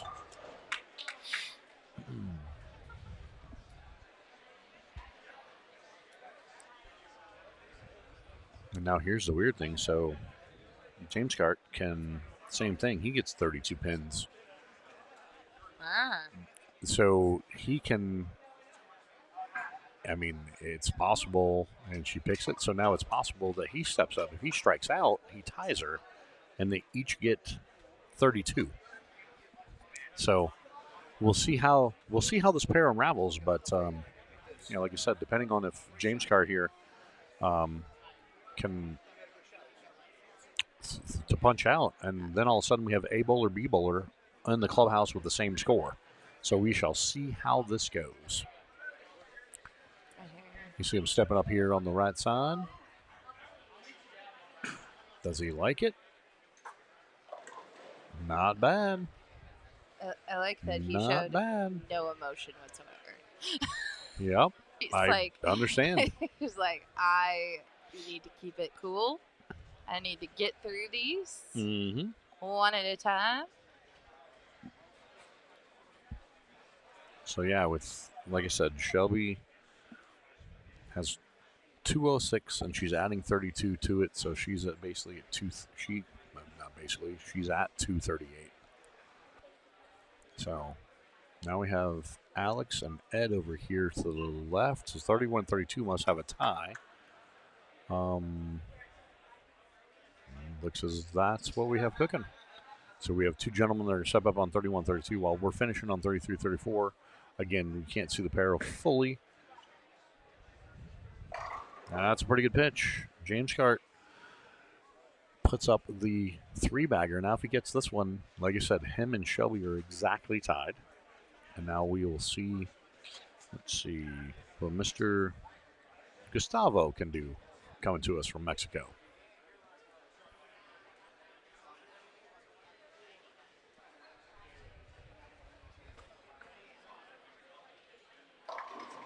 Oh, wow. Hey now. Crumbling him. And so his, let's see, he's getting 37 pins with his 173 average. So, all right. So we do have a, I'm just hoping Blair doesn't break anything. I know that I was waiting a long time, and I'm like, I'm just going to move it. I'm going to do it. If the camera falls, folks. Blair's fault. Absolutely. I may not be clouding the bowlers. All right. So James Cart, he is out at least because Shelby has more on the board than him. But again, it's all depending on what these last 4 bowlers do. We'll see what's cooking here. Schlem, Gustavo actually, like we said, carried that last shot. We'll see what he's got cooking here. Is that one that's hard on line and leaves. Comes up a little light. So, and now Adrian's stepping up. She has her chance to punch her ticket onto the next round. yeah, and folks have been asking. We are in round number 3. Correct. So we will have, until the completion of certain divisions, we'll have every division floored. It looks like we have 3 more rounds, maybe a couple more, but I think we're rocking and rolling. I say on this Sunday. we're flowing. Yeah, we are. You won't be waiting long to see who's going to take home $20,000 or $25,000 at the end of the day. Potentially more if they're in the pot and they qualify, right? Oh yeah, and that that's could the be whole way thing. more. Yeah. We don't know till we get to that spot of who paid the extra to be qualified, right? So that's always the caveat of that. If you're not part of if you didn't pay yet to get into it, which has happened, right? Which has now happened a couple times where the winner is like, oh, I'm not in the pot. Well, like, okay, well, you don't get a chance to throw for the extra money. So yeah, it's tricky. Mm-hmm.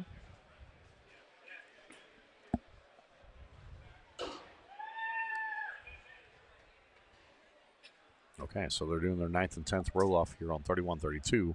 Yeah. And unfortunately, Mario there actually went 10-pin miss. So we'll see how that shakes out. Ooh. All right. Going from a lack of emotion to lots of emotion. Mm-hmm. She is.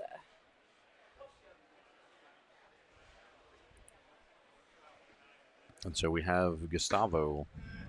He gets 37 pins Oh, on the messenger trip. So that is Dustin, and he gets 40 pins. Oh, wow. So we've got the fluctuation on this pair is it's an 8-pin swing, so it's Okay. 32 to 40. So we are not over. I don't know, do you have a pen or pen in your bag by yeah, chance? I do. Just so we can jot these down. Yeah, and I have some scrap paper now down on this chair. Dustin's also wearing my favorite Cool Wick shirt of the week. I picked up one. Sweet. Oh, and so she gets 6. So let's see. That gives her. Adrian is in 220. 34 gives her 254.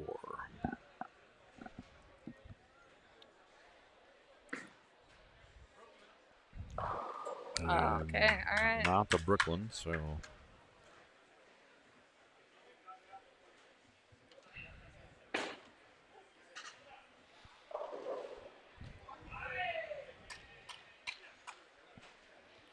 So let's see. A 204 plus 32 is 206. B.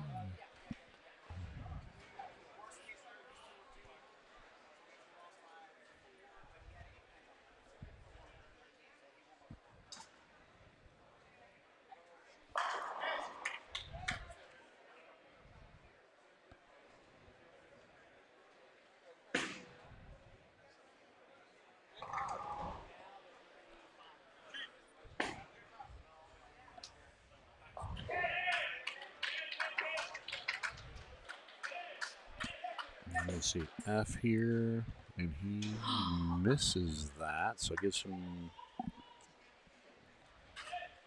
So it gives him 242. Oh my goodness. We're just touching these pins for spares. Yeah, just keep it interesting. Just tap it. And Just let's see. tap it. 69. Yeah, she's only going to have 2-0. So your top 3 then is going to be C, which is Adrian's going to move on. She had 254. D, which is Gustavo. He has 258. And F, Dustin has 242. Nice. So those are going to be your advancers, 3 out of the 6. So yeah, that was a pretty wild shakedown. That was a wild to one. say the least, right? All right, folks, you know the drill by now. If you've been hanging out with us, it's time for a TV timeout, as Schlem calls it. Yep, we are, as Ed announced, the winners, you sign your sheet, get it to the check-in, and then I think, Blair, we're going to start going a little bit faster, though, as now we're losing people. And they're, we got other folks sitting down here. They're just waiting for their time to, get their shots and get ready to roll. So absolutely, it's going to be a quickie. Yeah, so we'll be right back. Stay with us. Again, someone's going to win $25,000. We'll be back. Just to make a point, if you don't look good on the lanes, you won't do good on the lanes. Shop the look. Cool Wick, proud jersey partner of Storm Bowling. Everything from the Storm Black Label collection to Cool Wick quick ship jerseys. Each one designed to let your jersey do the talking. Cool Wick jerseys, hoodies, hats, and more. Cool Wick. Visit coolwick.com. Select, customize, and be cool. Cool Wick.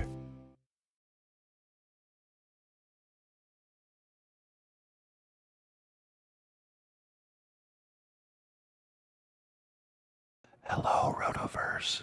This is Roto Schlem. Hey, Schlem, cut. You know, this is for Hyped Up. What are you doing? Wait, what? Rotoverse, let me talk to ya. Roto Schlem here to talk Hyped Up. This ball is designed for medium oil. This ball is designed to be a step up from a hustle. This ball is designed to be a step down from your big balls. This ball, well, it's just really good, right?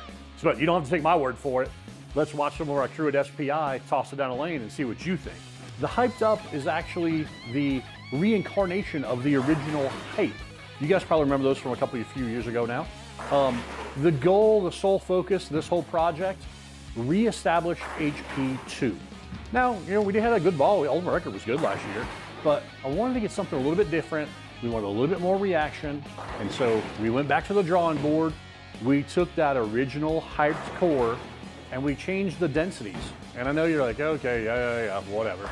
But it's for real, just like always. We had intent, we did this with a purpose. So we actually lowered the RG. So before, we were dealing with, if you guys remember, we were like 252, 36 on the diff. Well, it was too close to a hustle.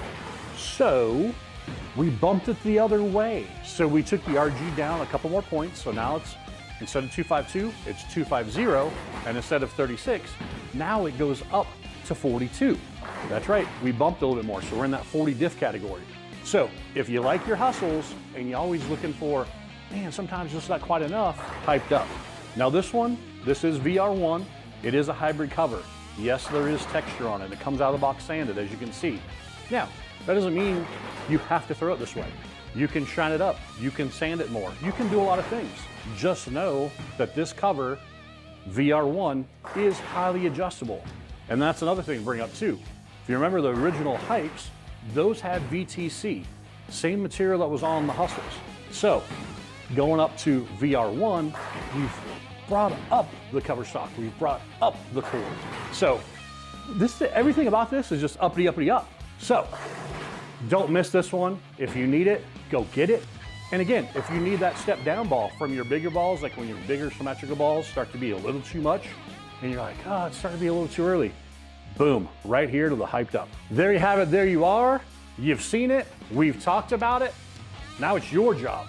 Yeah, I did my job, now it's your job. You have to go to your local VIP shop, you have to get it ordered, you have to buy it July 10th. So that's it, that's all I got. So until next time, Roto Slim, out. Get hyped! Get hyped!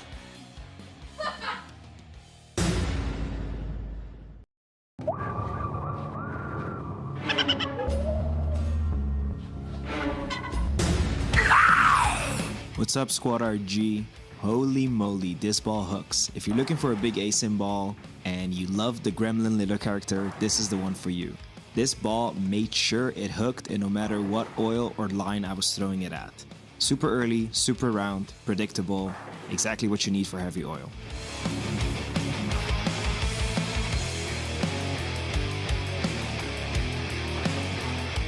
Hey guys, it's Trey here. Today we're throwing the brand new Wicked Gremlin. My first impressions out of the box were it was strong, but it was very smooth compared to some other stronger pieces.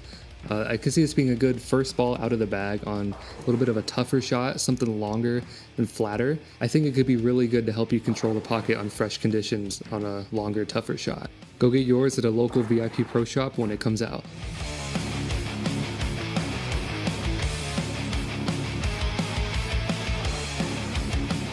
Hey guys, Manny Farrell here. Today I'll be throwing the Wicked Gremlin. I can tell it's gonna be a ball I can see on the fresh when urethane's not an option and you need something asymmetrical. It's really rolly, so that's something I like about it. It's a solid cover stock, so like I said, it's gonna be something I'm gonna see on the fresh a lot. The shape I'm getting out of it's super nice. It's gonna be like that in-between ball in the bag, I think, and yeah, it's gonna be really good.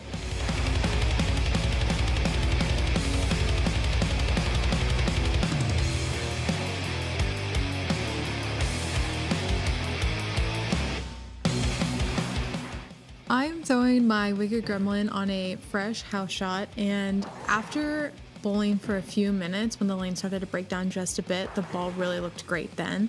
This is definitely a bigger ball than my Rockstar, a bit earlier than that ball, so if I ever need a ball stronger than my go-to benchmark ball, then this would be it.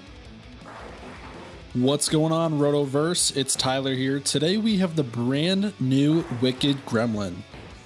The cover stock is the GR1 solid reactive cover stock. As you see here on the Rotogrip ball chart, you can see it's a mix between strong core, strong cover. It's going to be great for a fresh house shot. And I think it's going to be a great alternative piece to when your aggressive asymmetrics start hooking way too soon.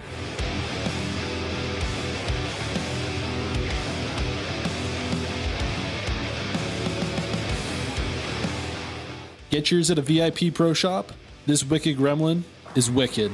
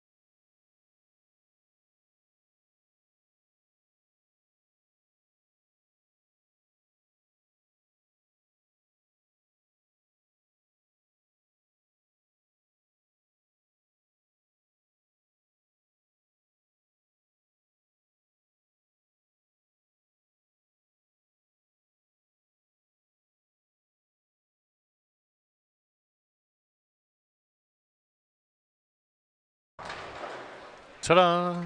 We're back. Back by popular demand, whether you like it or not. We are advancing on to where, as me and Blair were just chatting, yeah, we're narrowing down fast. Yes, we are. It is 105, and we are zipping right along. So this round, we have all the divisions on the floor. We have 23 and 24 going. We have 27, 28 going. 31 through 42 going. 45 through 48 going. As you see right here in front of us, we've got a couple of the pairs. We got 4s, we got 5s. Here on 37, 38, we actually have a 6-pack, so they're going to have 3 guys come off of it. 39, 40, the same. 41, 42, the same. And yeah, we're going to see how this, see it all shakes out. All right, we got Blair is passing along the sheets. I am. 33 and 34, which is just off screen. We've got Steven Swearinger, Howard Barnett, James Risk, and Sol Sericos? Saul. Saul Saul. Sericos. Okay, or that. Yeah. Yeah. Yeah. Senior division. That is what division's there. 35-36. We got Devron Lindsay, Louis Malarzate, Keith Yamakawa. Yamakawa. Oh, thank you. Raul Gonzalez and Glenn Hegmanson. I need new glasses, by the way. I was going to say. You need some more. I don't have any wipes with me for cleaning the lenses. Senior division again, right in front of us. And then 39 and 40, we're skipping 37, 38. 39 and 40, we might be able to catch. We don't have anything going on here. Nope, 37 okay. and 38 is off. My bad. Yeah, 39 and 40, scratch division. That has Justin Ziegler, Trico Holland, Ryan Taylor, Michael Alshire, James Johnson, and Hayden Hale. Mm-hmm. And And? Well, I was just going to say that might be the end of the scratch division, but I don't think it is. No, the scratch division will have 2. I say it's the pair next one, right? 41, 42. Oh, okay, perfect. Yeah, so they'll have at least one more round. All right, what pair are we on here? We're in 35, 36. 35 and 36 is where we're going to hang out. We'll give you updates from the scratch division down there. And so this pair right in front of us, 35, 36, this is a senior division. And we are getting some sticks here. So Devron is getting 20. Louis, Keith, and Glenn are getting 24, and Raul is getting 22. So they're all within a couple sticks of each other. So it'll be tight as we get down the stretch here. As we get things started, we got some opens on the board. We got some splits. So we'll see what these guys get cooking here. Hopefully, as we progress down this game. Absolutely. And then next door is also a senior division, right? 33, 34. We've got all different averages on that pair. So as you can kind of see it out there off to the left. You got Steven Swearinger getting 2. He gets 15 pins. Howard Barnett's getting 18. James Risk is getting 17. And Saul Sericos is getting 20. So the swing there is 15 to 20 sticks. So there's a 5-pin swing in there. So we now have a notepad and a pen, so we'll keep things cooking for you on that for those worried at home. And then left of that is the other senior pair, because CJ and those guys and Alan are over on that pair, over on 31, 32. So, all right, here on 35 and 36, we've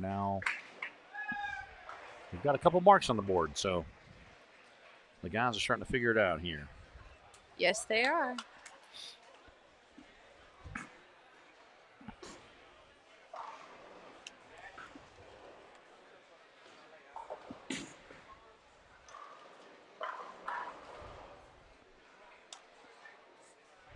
right.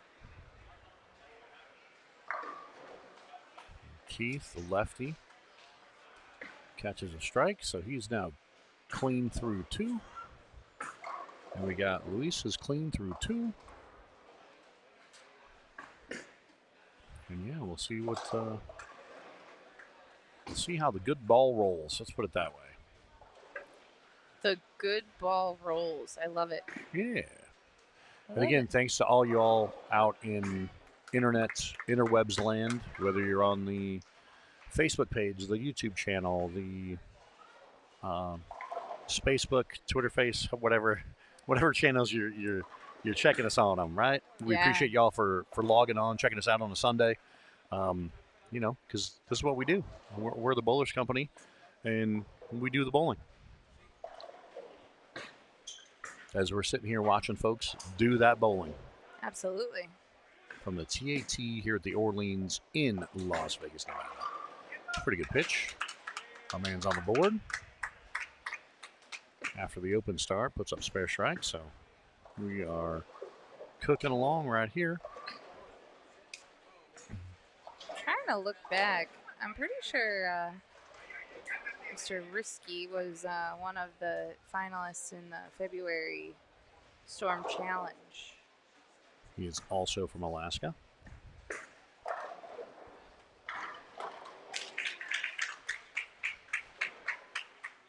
All right, on the board. Got off the schneid there after back-to-back opens. Throws a strike up on the board. So getting in the strike fun here on 35 and 36.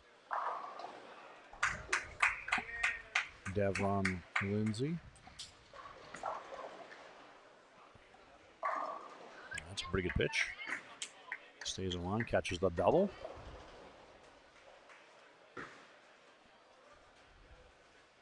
And you know what's wild, Blair, is we talked about how crucial it is in that. Well, I shouldn't say how crucial it is. How wild it is moving pairs across this building, right? Willie over here, remember he had 270. Yeah. And now he's through 4 frames and he's got strike, 5-2, strike, 8 count. Yeah. So for him, 270 is no longer available. Converts the spare over there. But yeah, it just tells you the difference in pair to pair. Yeah, it's true. And we've heard it from the bowlers all week. They'll come in and say, man, I didn't have a look in any of the squads, and then I caught a pair, and now I'm in the finals. Mm-hmm.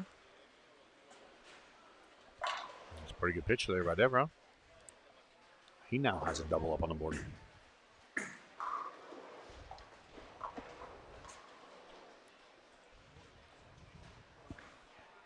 And over here on 39 and 40, we've got some knock on wood, Blair. I'm going to say it. Should I say it or can I say it? Say it. Go for it. Do you want me to say it? No. Okay. I was just going to say that we are now into the 4th frame, and it's actually the pair's clean. There's no man. splits or opens. You might jinx 6 people with that statement. Yeah, well, I'm good at it. What can I say? Yeah.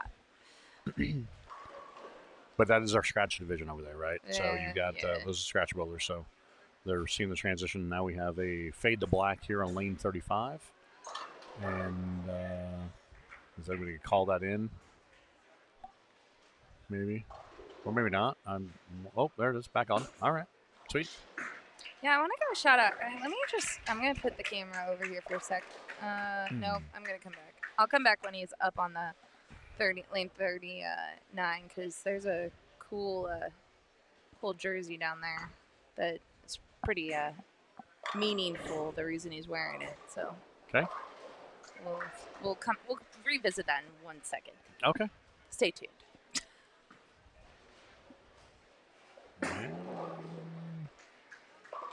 All right. Leaves a split. Not sure if that was part of because of the blackout. It kind of shook him a little bit, messed up his routine a little. But he steered that one into the middle. Unfortunately, bad break leaves a split. So we'll see if he can at least get 2. Maybe can even convert it. We'll see. We shall see. Absolutely.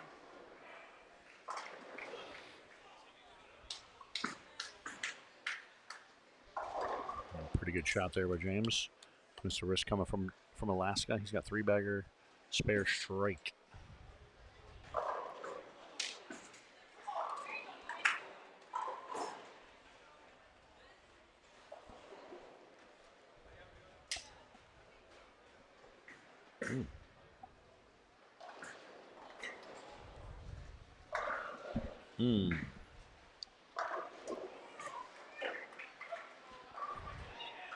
least with a pretty good shot there. Unfortunately, flat 10. So we're pacing it. I heard Transformer down there. Yeah, he's actually throwing Transform. Oh, nice.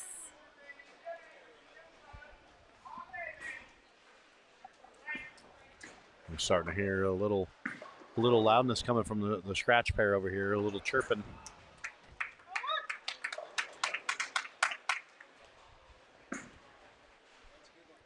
Blair, we got anything coming from the folks at home, or everybody's nice and quiet, just kicking back, chilling? Nice and quiet. Having a frosty cold one as they watch some bowling? Larry Conley's in the house.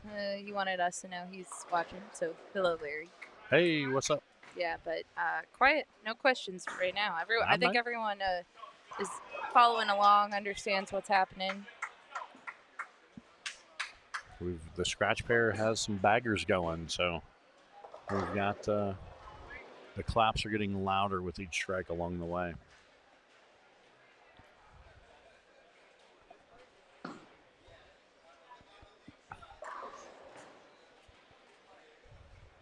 And here off to the left, again, that senior pair just off your, it's in your camera view, but not fully in your camera view. Those guys are also in the senior division getting pins. Yeah.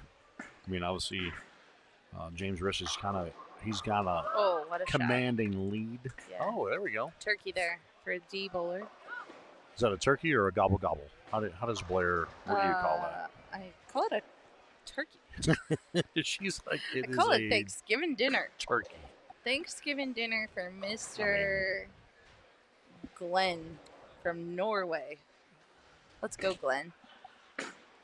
Hagmanson. I love it. All right, so hold on. We got Mr. Hagmanson. I'm moving the camera for a minute because the bowler on 39, Trico. Yep. He is wearing a jersey that a group that just bowled nationals. Okay. Chris Hillman, who was the son of Mike Hillman of famous Cloverleaf Bowl in California, which shut down. Chris unfortunately passed away this year. Oh, wow. And the whole group of bowlers that normally bowl with Chris, mm-hmm. they all had these jerseys made. And you see on the back, it says Hillman. Number 2? Number 2 was his favorite number of the team that the 49ers, right? I was going to say, it looks like a 49ers design. Okay. So they all had this big group of bowlers. It probably was 50 or 60 guys. All had Hillman on the back? Yeah. Oh, very cool. Yeah. So Gotcha. shout out to him. Very cool.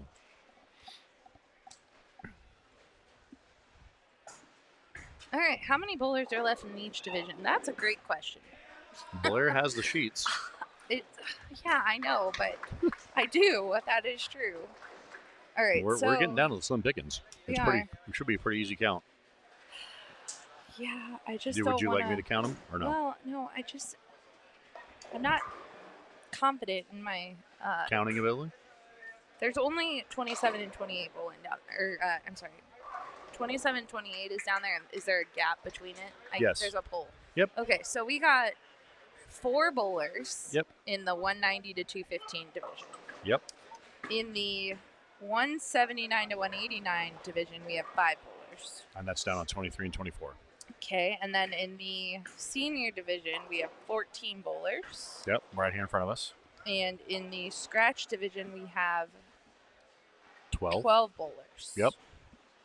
And 169 and under has 7. Yep, down there on 45 through 48. So that's where we're at. So, like Schlem said, 190 to 215 division is going to be done after this round. No, I'm sorry, they're not going to be done. 2 are going all the divisions will still. We have one more round of all the divisions. Yep. Yeah, because you've got 5, which means they'll pick 2. You've got 4, which means they'll take 2. Right. But these guys, we got a few pairs to go. Next, scratch. Yeah. We'll end up with, we'll be down to 6 after this because we've got 6 and 6, the 12. So 3 will advance off each pair. So we'll have 6 guys moving forward in scratch after this game. And then down on the other end, you've only got 3 people in a pair, so one's going to advance.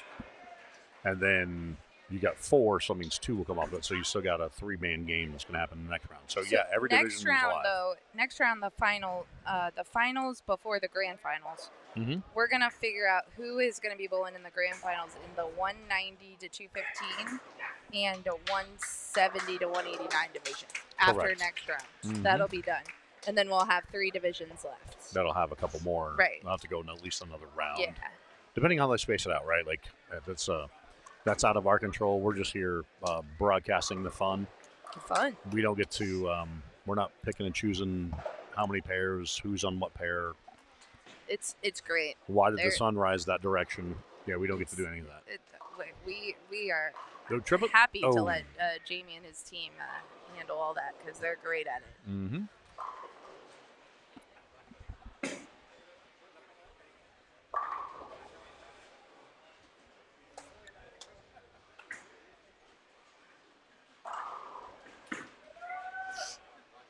Scratch division over here to our right. These guys are starting to put some strikes on the board. Got a couple of them pacing 270. There have been a couple since I made mention of the pair being clean. Yes, there were a couple splits, so the world can thank me for that. No, those bowlers will come and thank you. Black They'll be Cloud like, Schlem is in the hizzle. They're like, Schlem, can you not talk about us? Yeah, how about you talk about anything but our pair?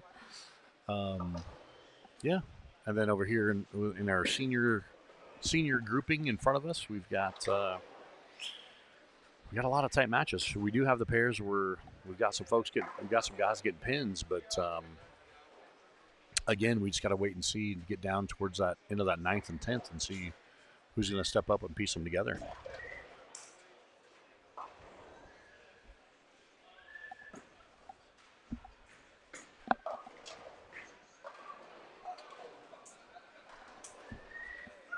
Gonna break stuff again, Schlem, but it didn't break. Yeah, so you can hear probably a little bit. I feel like I need some of those earplugs. No, I'm just kidding. The crowds are going wild. The crowd goes wild. That's right. Uh-oh. Yeah, so it goes back to what I mentioned earlier, Blair. So that was Willie there. My man, if he spares here in the 8th, it'll give him 108 in the 7th after shooting 270 the last game. He's going. That's really, almost the really same. It's almost the same but different. It's almost the same but different. Yeah.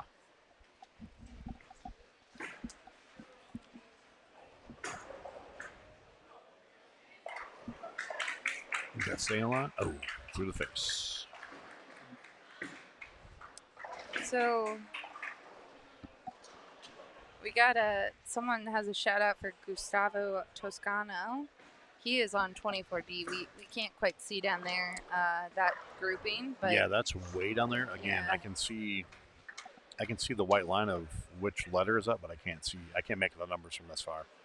I'm not predicting this, and I'm not sure they're going to do it, but I have a feeling that the 2 divisions that have their final round next time, they're going to be close to us.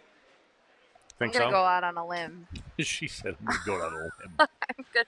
So if you're waiting on one of the bowlers in the 190 to 215 or the 170 to 189, if they survive this round, I have a feeling you'll be able to watch them next round. Just a little feeling. It's a tiny one. And again, throwing it out there, anybody with connections to Visa Skycam, if you want to get us, some posts and some cable so we can run the camera back and forth, up and down, we would gladly do it if we had it. Oh, it just doesn't shake it out. Schlem, can you see the scores on 39 and 40? I can. I'd like to know. Clearly. All right, I'm not sure who we're rooting on down there, but I do have the bowlers' names here. Oh. Let me actually, because you took a picture of it, so let me give you the rundown. Justin Ziegler is 39A. He's got 109 in the 5th, double 6-7. 6-7? Did you just say 6-7? Yeah, he's got strikes up in the 6th and 7th. Your B bowler is Michael Alshire. He has a split in the 7th. He's got 144 on the board. Your C bowler, Trico, who we just talked about, He's got 91 spare up on the 6th, getting ready to. He's waiting for his 7th frame. Your D bowler is James Johnson. He has 4-bagger spare double, so he's got 129 in the 5th, strikes in the 6th and 7th, and then your E bowler, Ryan Taylor, has 106 in the 5th, spare up in the 6th, waiting his turn. And let's see. So that is Trico just struck, so it gives him 111 in the 6th, strike up in the 7th, and then your F bowler split, which is actually Hayden Hale. Hayden actually split in the 6th. He's got 134, stepping up in the 7th. So, yeah, it's tight down there. I mean, obviously you've got last couple friends to see who can put something together. And that is a scratch division. That is scratch. No yes. handicap in play. And Hayden answers the split with a strike 10 back. Absolutely. Why not? Yeah, exactly. All right. And we are here on 35 and 36. Glenn stepping up. Steers that one to go on Brooklyn. And he actually missed it so far, Brooklyn, that he left the headpin. It does happen. Mm-hmm. It really does. And 5-pin is converted, so no bar tab is open.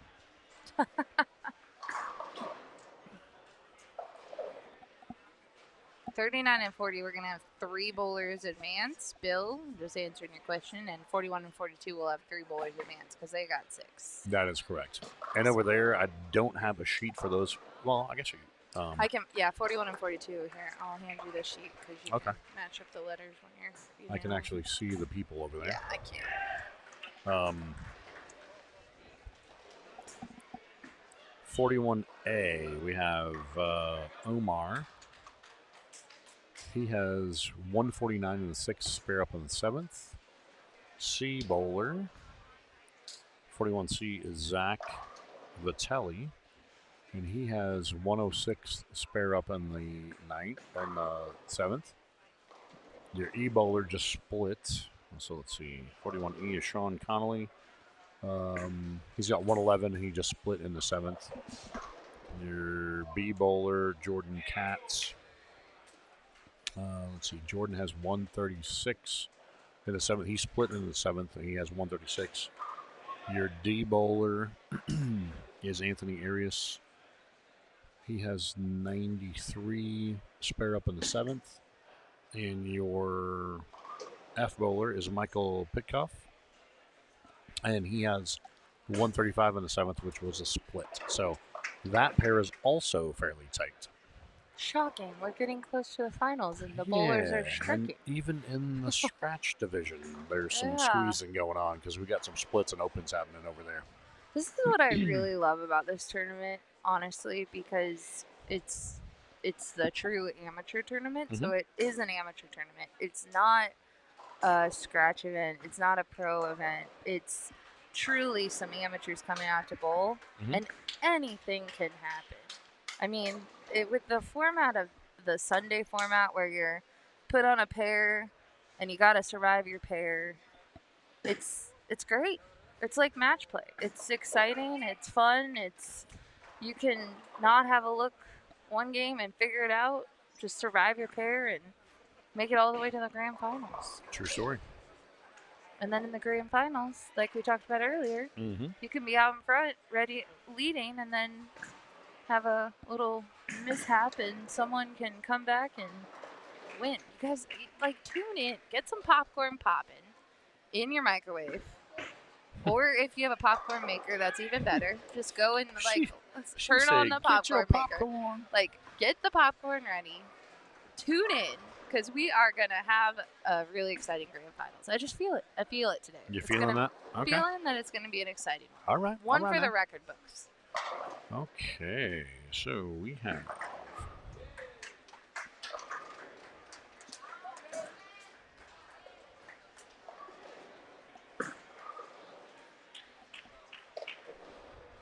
It's over here. Oh, man. I was not feeling that for 34. Yeah, 33 and 34 pair to the left, right? So Yeah. C, I know. The B bowler is way out front. Who's B? That is Mr. James Risk. So it's 13. Yeah. So he has 263. From Alaska. Yep. Yeah, he. A bowler.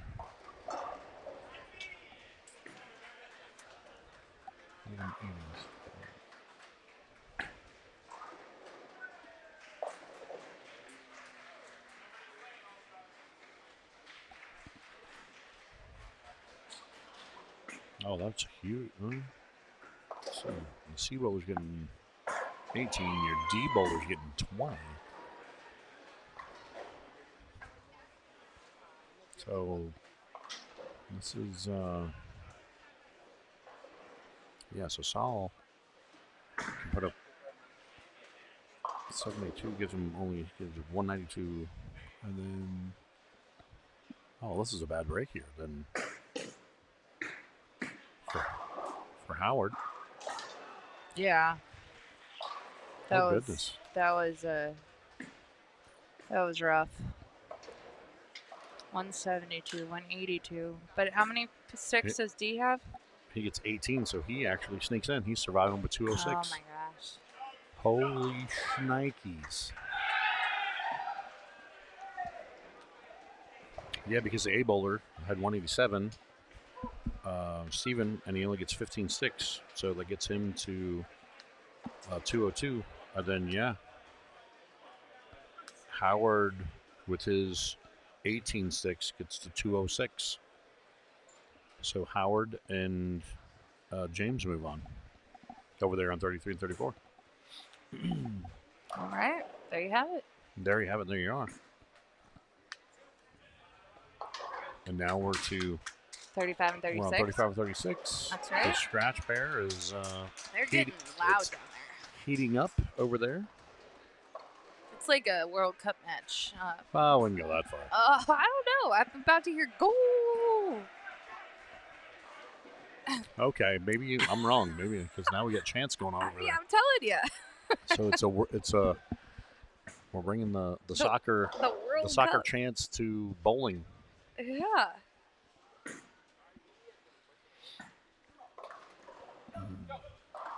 Pretty good pitch right there.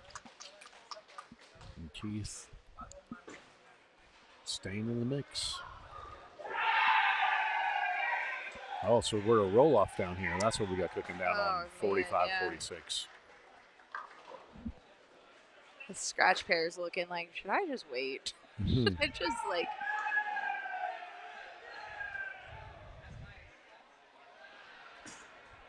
I'm waiting for the Olay to come out. I'm telling you.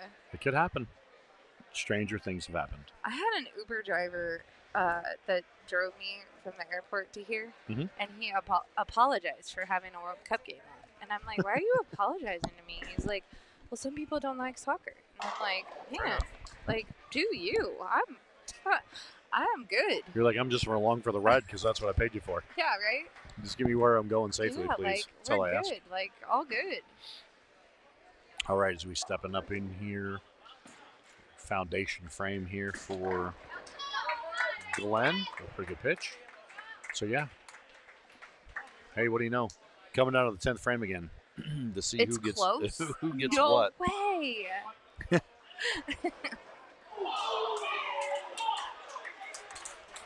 Okay, so 39 and 40. Sam wants an update. They are entering the 10th frame. Yeah.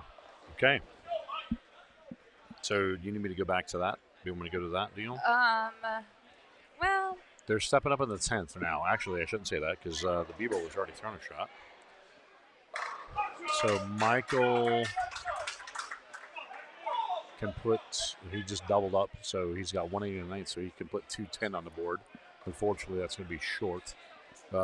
You've got the D bowler, James Johnson, who's, I mean, he's pacing 240, but he's got, he's already kind of in a good spot. It's just a matter of the other three can piece it together. Hayden's got just doubled up. Hayden had 164 in the 7th, strikes in the 8th and 9th. You've got the C bowler, Trico. He's got a 3-bagger going into the 10th. He's got 141 in the 7th, so strikes on 8-9. So, yeah, we'll see how it shakes out there. Like I said, right here in front of us. Is that the LA? Did you hear it? Was that? No, they're talking about the machine hitting the pin to knock it down. Oh. So we got some controversy brewing in the roll-off, it looks like. Insert replay. Needed. And, yeah, so over here on 39-40, A-bowler Justin, he's got double in the 10th, so he's got 222 left on the board. So he can set the tone for the other 3 that have a pop because the D bowler's in. So like we said, we got 6 guys on that pair, 3 are going to advance.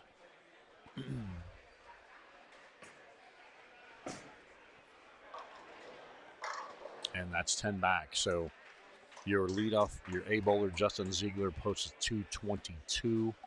Your B bowler Michael Alshire has 207. And that was almost that almost changed everything. That really did, actually. Because your D bowler James Johnson, like I said, was in the 240s, but he came up light. It shook, tripped. He leaves only a 10 pin, so now he's got 230 on the board. So he's in the free and clear. It's going to come down to your C, E, and F. And over here in front of us on 35 and 36, we have, so A bowler. So 3.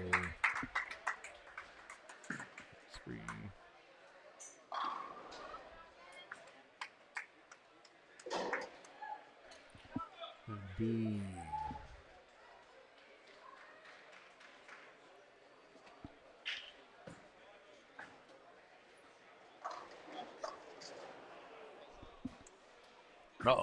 That is not good for Trico. No. He had a chance. He had a 3-bagger going in, and he just went Greek church. Yeah. So, unless, even then he can't get there. So, that'll ends his run. So now it's still going to come down to if E and F can stay ahead of A or not. Yeah, and there's a lot of fans for Hayden Hale watching, and Hayden is the F bowler? Correct. Yeah.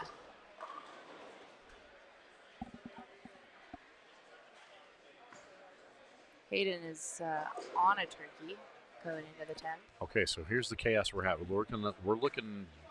Oh, yeah, we need to get. Yeah. Here in 35-36, we have a tie with A and C. D has already clinched his way. So A and C is our friend Devron, and C is Lewis. Mm-hmm. And then who's the other D? So D, that gives him. D's Glenn. From Glenn gives Glenn 245. Hayden left a 7 pin. So it gives him, he's got 223 up. And so Hayden, so we got 247, 222. Yeah, that means Hayden's moving on in that one. He's going to, because he got the first one in the 10th. Sorry. I was over here working on the stats for this other pair. And then E bowler 183. And he gets 24. Oh, no way. Okay, so your 2 advancing here, your D and E. Because you had A and C tie at 203, but your E bowler got to 207. Yeah. Wow. He bowls 183, and then with his handicap gets him to 207. So advancing is Glenn Hagmanson, and E is Keith. Yep. Cool. Yamakawa. Very cool. Good bowling, guys. All right. We'll keep watching for the scratch bowlers down there. So the scratch bowlers. So yeah, that 39's 40 over. So 41-42. A bowler advances. B bowler advances with 194. Wow.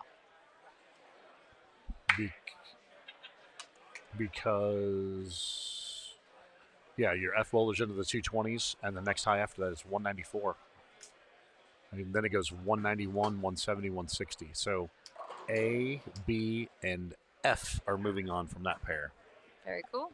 Good stuff. And which that is, for those of you keeping score at home, down there on 41 and 42. So A is Omar Perez.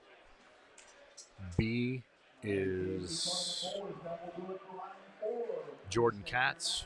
And F is Michael Pitkoff coming off that scratch pair down there.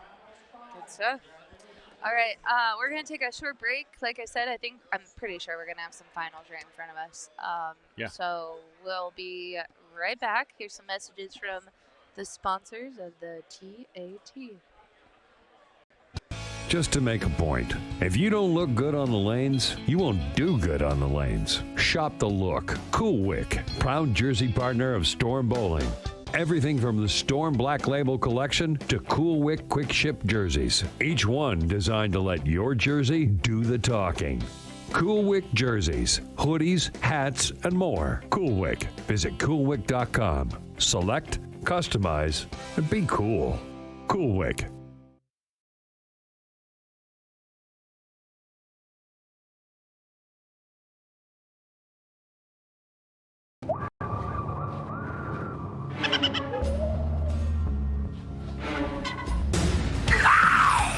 What's up, Squad RG? Holy moly, this ball hooks. If you're looking for a big ace ball and you love the Gremlin little character, this is the one for you. This ball made sure it hooked, and no matter what oil or line I was throwing it at. Super early, super round, predictable, exactly what you need for heavy oil.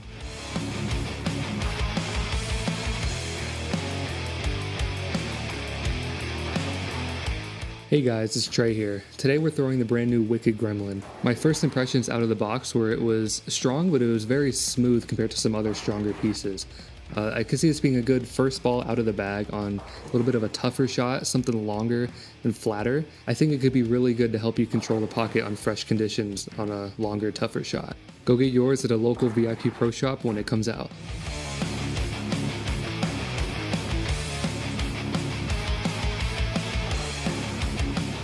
Hey guys, Manny Farrell here. Today I'll be throwing the Wicked Gremlin. I can tell it's going to be a ball I can see on the fresh when urethane's not an option and you need something asymmetrical. It's really rolly, so that's something I like about it. It's a solid cover stock, so like I said, it's going to be something I'm going to see on the fresh a lot. The shape I'm getting out of it's super nice.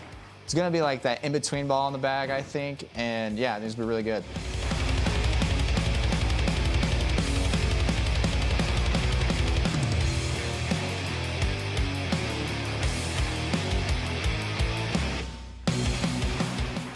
I'm throwing my Wicked Gremlin on a fresh house shot, and after bowling for a few minutes, when the lane started to break down just a bit, the ball really looked great then.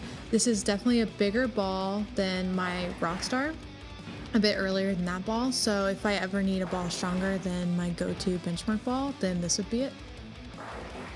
What's going on, Rotoverse? It's Tyler here. Today we have the brand new Wicked Gremlin. The cover stock is the GR1 solid reactive cover stock. As you see here on the Rotogrip ball chart, you can see it's a mix between strong core, strong cover. It's going to be great for a fresh house shot. And I think it's going to be a great alternative piece to when your aggressive asymmetrics start hooking way too soon.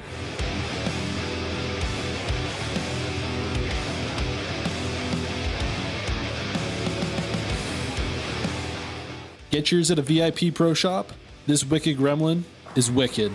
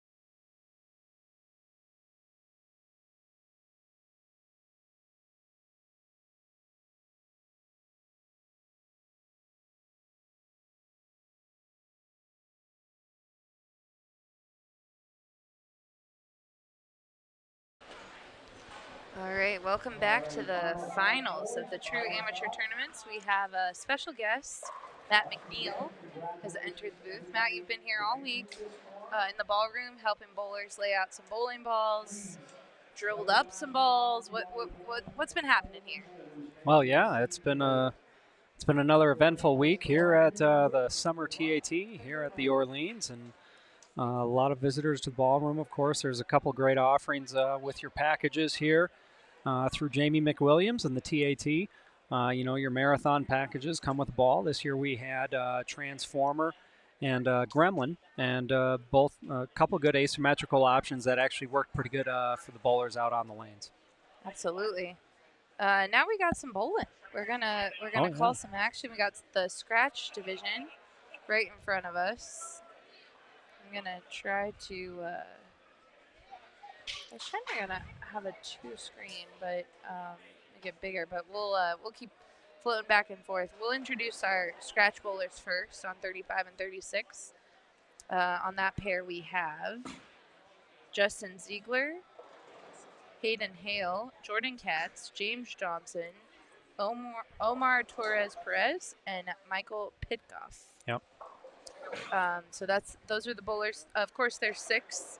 3 will advance to the semifinals yes, of their division. Yep. Yes. And then on 39 and 40, we have the senior division. CJ Patterson, James Risk, Glenn Hagmanson, Clint Frazier, Howard Barnett, and Keith Yamako. Oh, I always stumble on this one. Yamakawa. Sure. Yep. Something like that. Well, close enough for government work. We'll get pronunciations before the grand finals. Yeah. We got a tricky pair here in front of us. Yes, we do. Got a tricky pair. There's guys are trying to play out. Guys are trying to play in. I think it's pretty easy to go through the face. I think it's pretty easy to get behind the head pin and leave a 2-4-8-10, like we saw Mr. Ziegler do.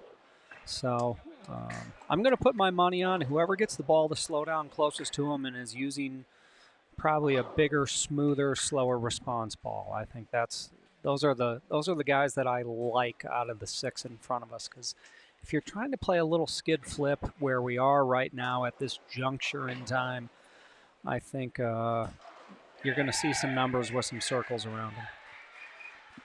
Yeah, so you're going to hear cheering on both sides of us right now, because we do have 2 matches that are in the semifinals.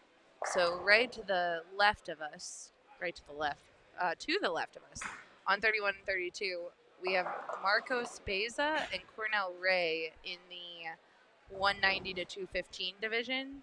And those bowlers are bowling for a spot in the grand finals. And then on 43 and 44, we have another match that's in the...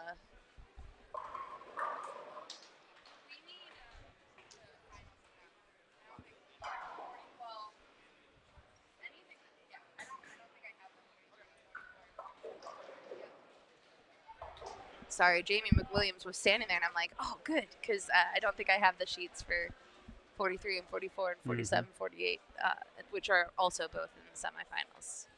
Yeah, and I don't have my binoculars, so I cannot see the small scoreboards that far away. I am wearing my glasses today, but I can't.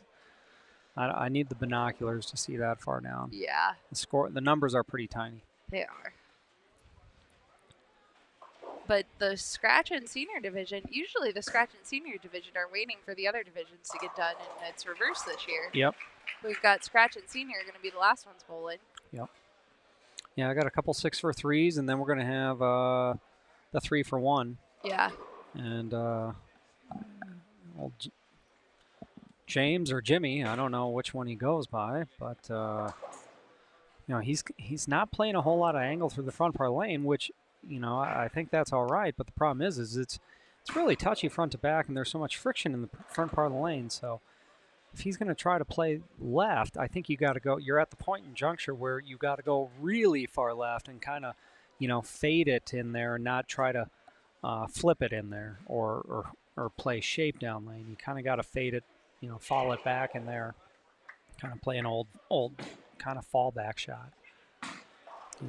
Yeah, 35 and 36 has been used all day. They've had matches each round, and it has been tricky. It's been a lot of different divisions playing all over the lanes. So I think your assessment is correct.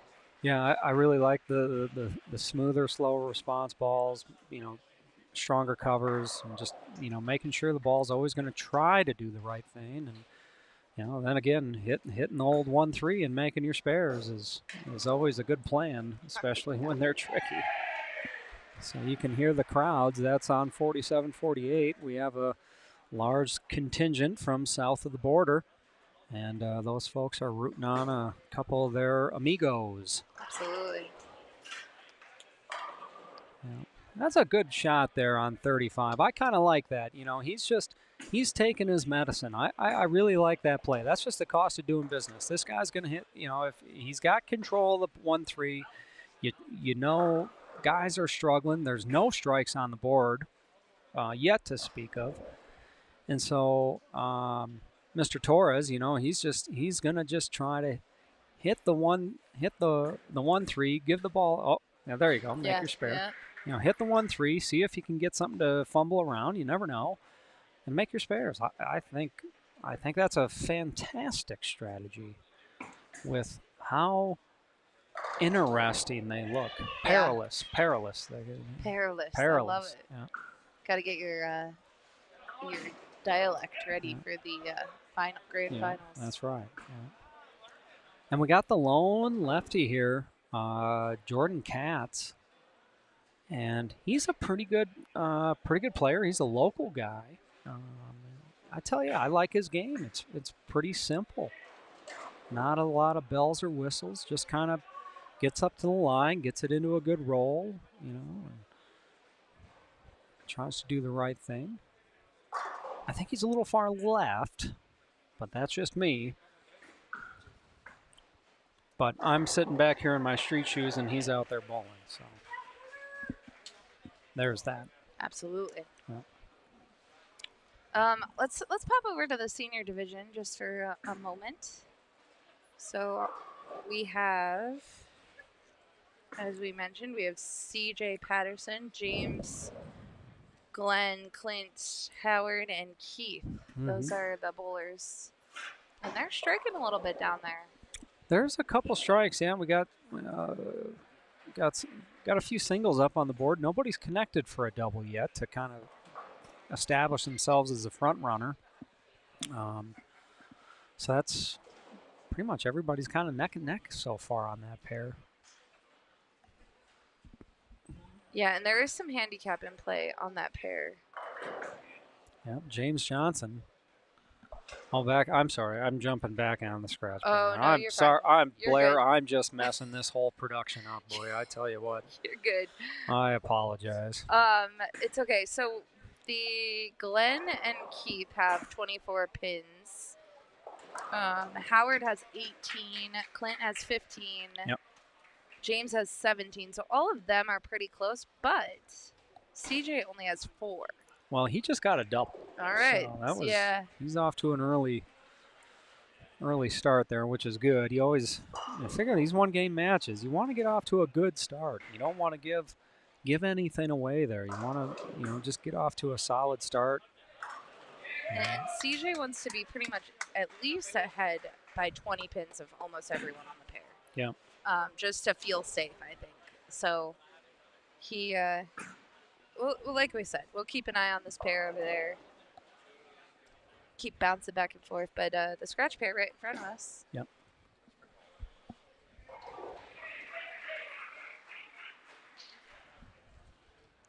Yeah, and then we did get a delivery of the bowlers who are remaining. We've introduced the 3 in front of us, but the other division that is in the semifinals is the 170 to 189 division, and Adrian Johnson is still alive in that division, and Gustavo Toscano Jr. And they only are 3 pins apart in handicap, so they're nearly scratched down there. Mm-hmm. That's on 43 and 44, and then on 47, 48 we have Manuel, Frank, and Rico. And those bowlers are in the 169 and under division. Mm-hmm. So we'll keep an eye out. Like Matt said, it's tough to see the scores down there, so we'll just have to try to keep you updated. But Opera glasses. That's what I should have brought. oh, opera glasses. I forgot. You know what? I can't believe I forgot my opera glasses. Next. How the heck did I forget those things, Blair? February. Come on. February. You Rookie can, mistake. Bring them out. Oh, rookie mistake. That's right. Forgot to pack them. Oh, there you go. Old Dr. Katz there going to work on lane 35. He is not a doctor, folks. I just kind of gave him that nickname. If you ever watched, remember the animated series Doug? Yes. So the evil villain of Roger, Yeah. the bully, Yep. was Dr. Katz. Yeah, it was. Yep. So that's just what I thought of. Nice. And it's just a crazy, nickname association to some small portion of pop culture that really nobody remembers or cares about. Doug very was a obscure. very good show. Oh, it was a great show. I Yeah. really enjoyed it. Yeah. All right. To your point, spares are keeping you in the game on this pair here. Yeah, we don't have any doubles yet. James Johnson went runaway Brooklyn on 36, and he's looking to capitalize. Now he's getting into the right part of the lane. He's getting closer, and that wasn't a very good break, tripping the 6 out of the 3-6-10. That was very ill-timed, but, you got to pay a tax. You get those runaway brookies, and sometimes you got to pay the tax for that good fortune. So this is a really important spare here. You really just shoot this as a 3-6-10. You just pretend you got the 6-pin standing up there.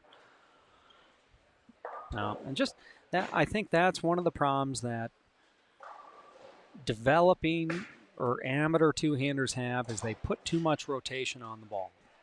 I think if you're going to be a real fine or excellent spare shooter, you got to learn how to take the rotation, the rev rate off the ball, even if you use a spare ball. Because if you have a 520 rev rate, you're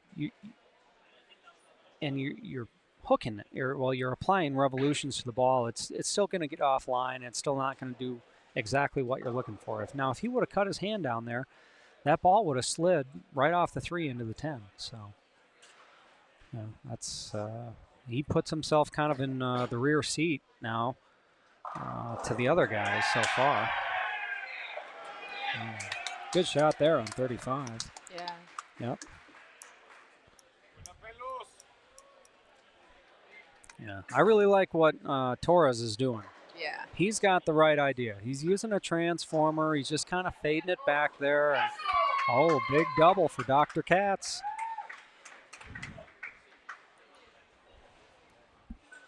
Dr. Katz on 36 with a nice trip 6. Says give him a cup of coffee for that sweet roll.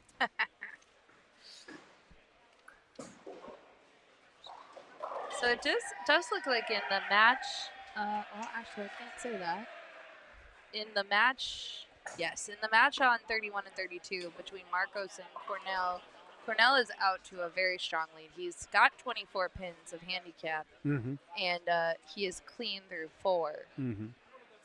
While our friend Marcos, he is struggling a bit. He has got 2 opens. He has 75 in the 5th. And he only has 8 sticks. Yep. So that's going to be a tough one to. We'll keep an eye on it though. Yep. Well, we got a lot of good action happening to us in front of 35-36. We got a couple guys over here. A couple of the bowlers. It seems like they got some ball reps in the back. They're discussing ball reaction, trying to figure something out.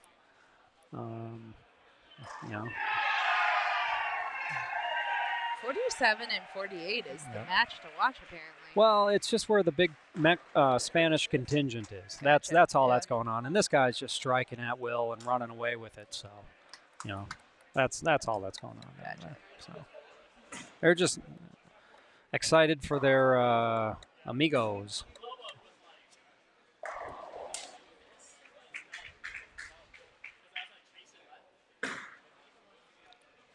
Yeah, that's kind of the right idea. I think Ziegler's just he's trying to play a little too much shape down lane. He's trying to kind of flip it into the pocket instead of kind of fade it into the pocket, like what Torres is doing here on 36. I like what Torres is doing. He's very forward with the hand, just kind of, not trying to play a whole lot of shape down lane. Let's see if he can get a triple here. Oh, that's got a hook. Oh, it did. Oh, and it actually had to lay off. Maybe that was a little right early, caught some early friction in the track there. I thought that might labor on him, but All right, we got sorry. Yeah, that's good. No, I mean, like I said, leave a 4-pin. That's pretty good ball motion. If you're leaving a 4-pin, and take your spare and move on here. He's we got a well in front of everybody. request for a senior division update over there. Okay, So, well. Can you see those scores? Yeah, we got, okay. Was it Risk or Risk? Yep. Risky? Yep. Yeah, he's James there. Yep, James is clean through 4, pacing, 190. Letter A is pacing 190, and letter F is pacing 190. The other 3 guys all have multiple holes, and they're in the 170s. So it's the same guy who keeps striking down there, and the people are just going nuts. So they're having a good time. Yeah.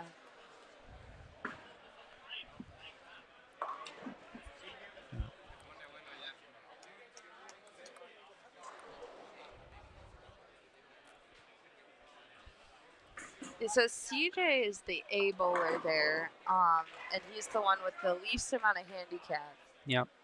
And he is not off to a very, very strong lead against the other players. And he's pacing 190. Oh, and 3 do come off his pair, I should say. Yep. Yeah. Yep. 3.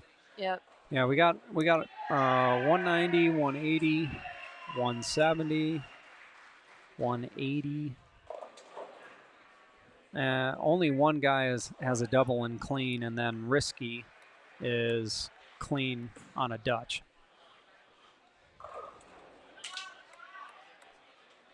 So that's a volatile one, because if you get everybody's so close, if you split once, I mean that could really change everything around. Dr. Katz has a tough go in front of him here on 35. He's got a bucket, but the rack shifted it. So the 9-pin's off spot here. So this is going to be pretty darn tough. Oh, and he made it running away. That's pretty darn good. I'll tell you what, that 9-pin was off spot. I may have, if it was me, Blair, I might have called the tournament director down and asked for that pin to be spot in the correct spot, because that's not where it picked it up. The machine did physically move it. And you as a bowler, if the machine physically moves it from its correct position, then, you certainly are well within your rights to request that the pin be put on spot. What's wrong is the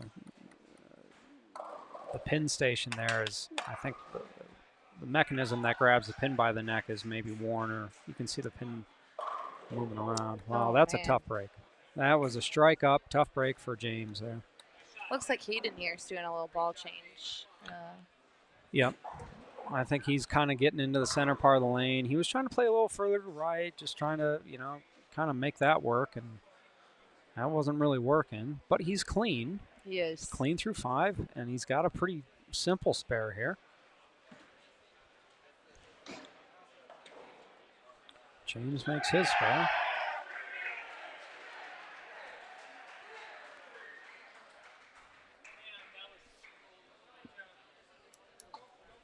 All right, on 39 and 40, we've got Mr. Glenn from Norway. He's up to bowl. Yep. Great shot. Big double there, too. Yeah. Big double. That puts him right in the thick of it.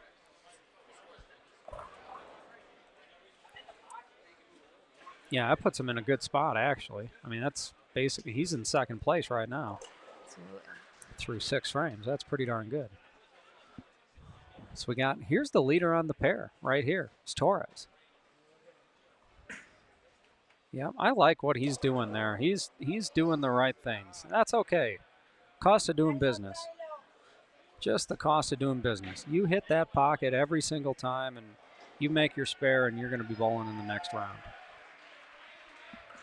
Here's Dr. Katz. Another ball change for the good doctor, and he didn't like that one.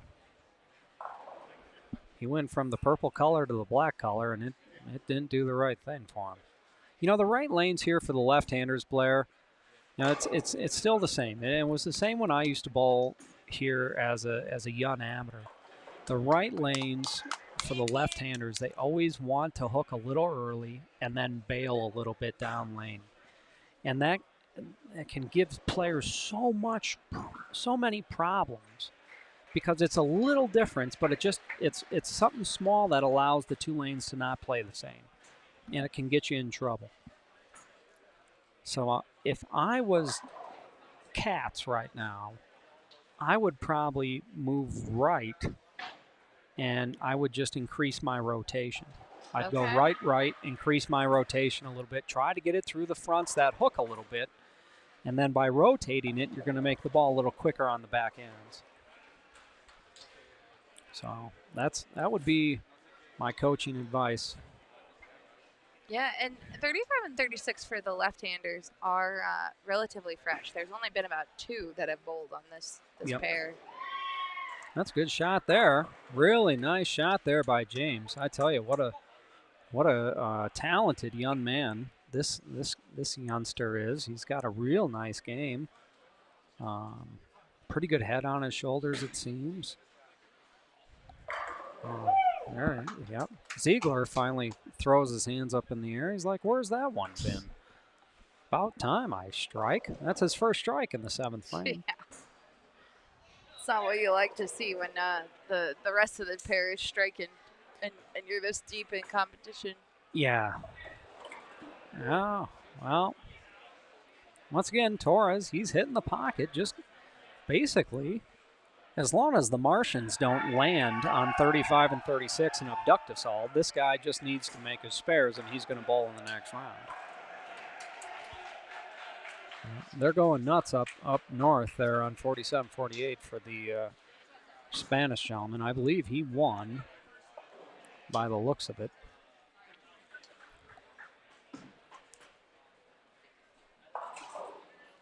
And that match on 43-44, I'm seeing a lot of circles for the one bowler. I think that one might be getting a little close.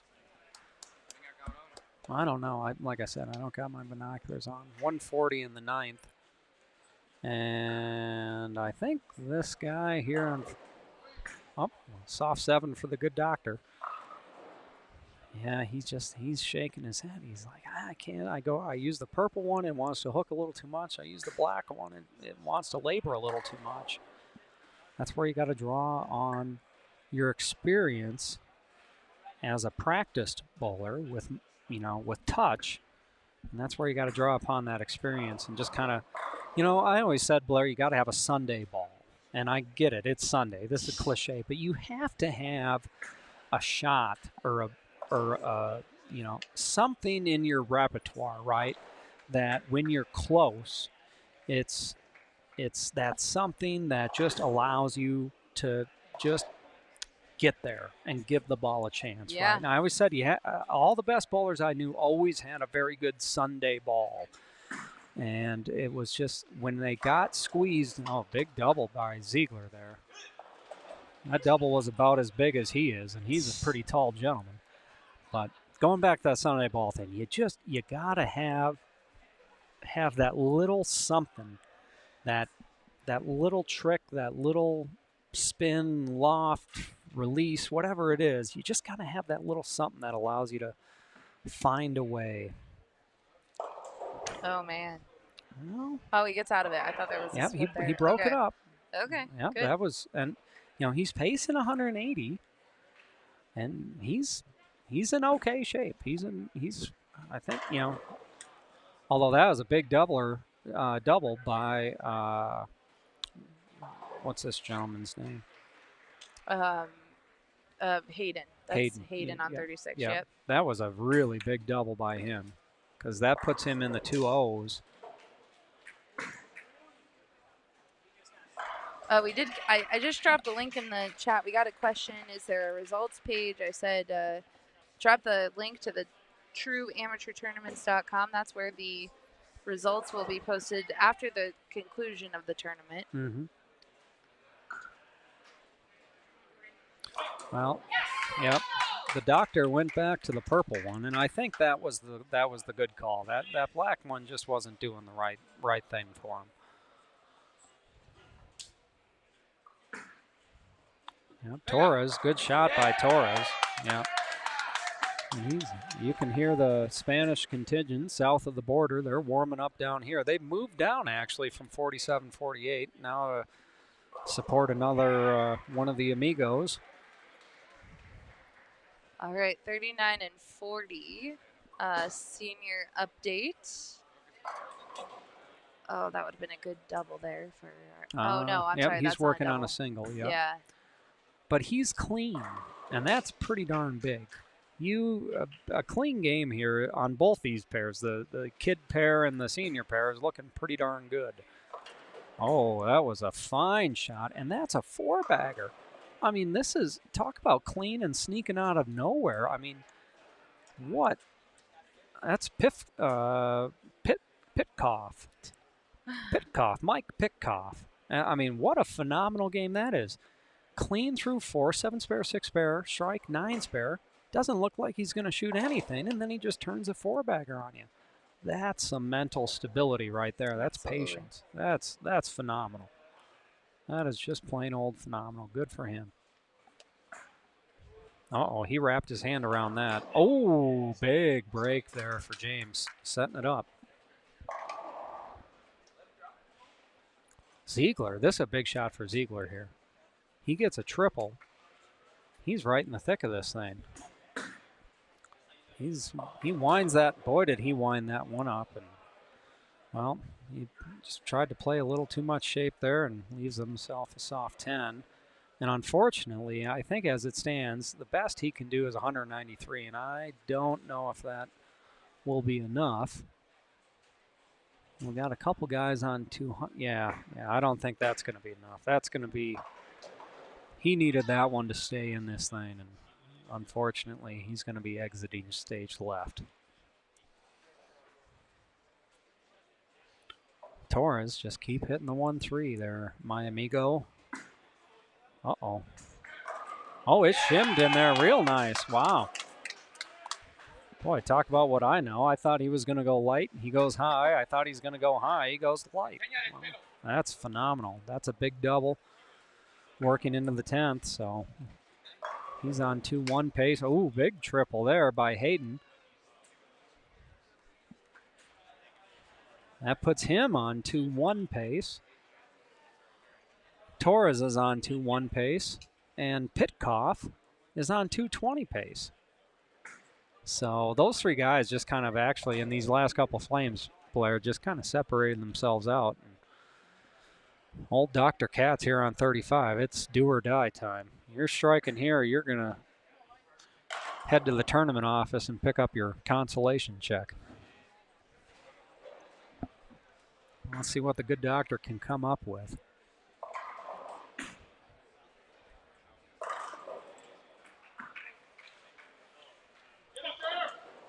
No.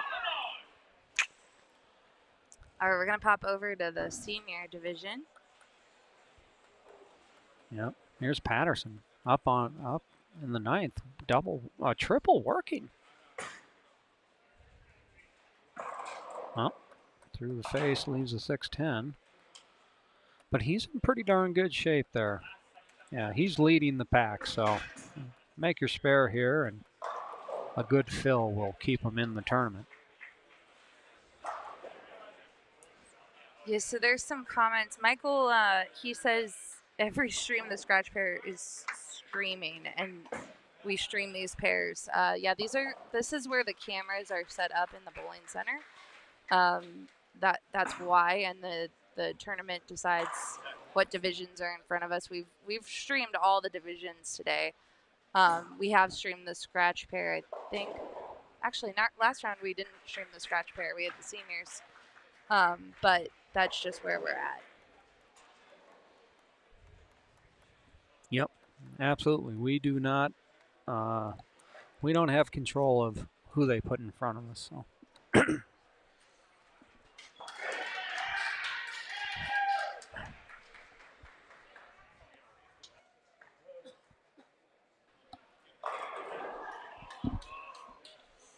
Well, tough break there for. Oh no, we're watching the senior pair. Well, risky. Through the face, 3-6-10. But hey, I'll tell you what, there, partner. Just make your spare here, and you're in good shape. Make your spare, and you're still in this thing.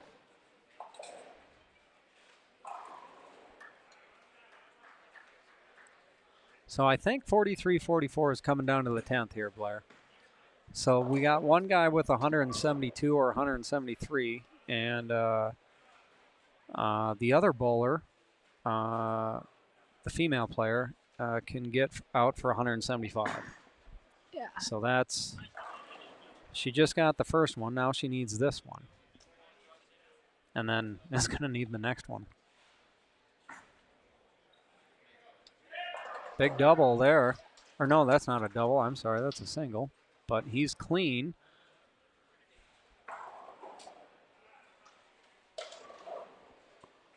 Didn't strike, so that's going to be 165 to 172. So I don't know what the difference is there on that. Good shot there by Hayden. That's pretty darn big. That's guaranteed him a spot. So he's moving on for sure.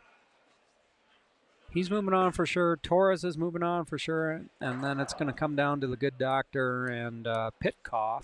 Well, actually, Pitkoff he's pretty much in too. Yeah, so scratch is done. So we got Hayden, Torres, and Pitkoff. They're moving on. The other three are going to pick up their checks in the tournament office. Yeah, very nice out by Hayden. That was a very, very, very well done game there. Absolutely. Yep. Very, very well done. All right. What do we got here? The senior pair? Are we watching Yeah, that? let me, yep. We're watching the senior pair. I'm actually going to do a dual screen while we finish up. Okay.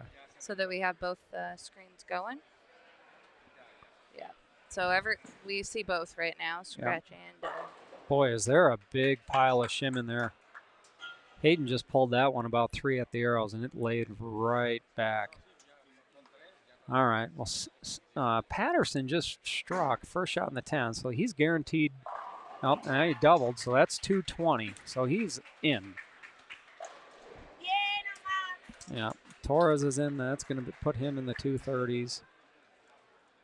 94. Yeah. Yeah.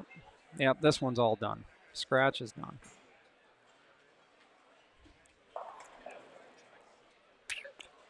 All right, so Patterson's in on the senior pair. Fiske missed his spare, so that gives him 195 off the sheet. Oof, that could have been very costly. We'll see, though.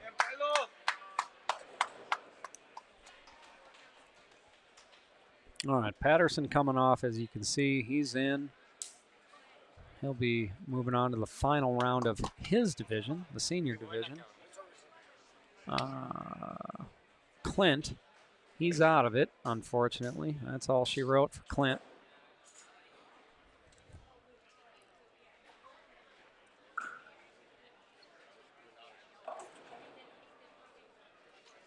It's going to be, yeah, Fiske controls his own destiny here. If he can get a triple.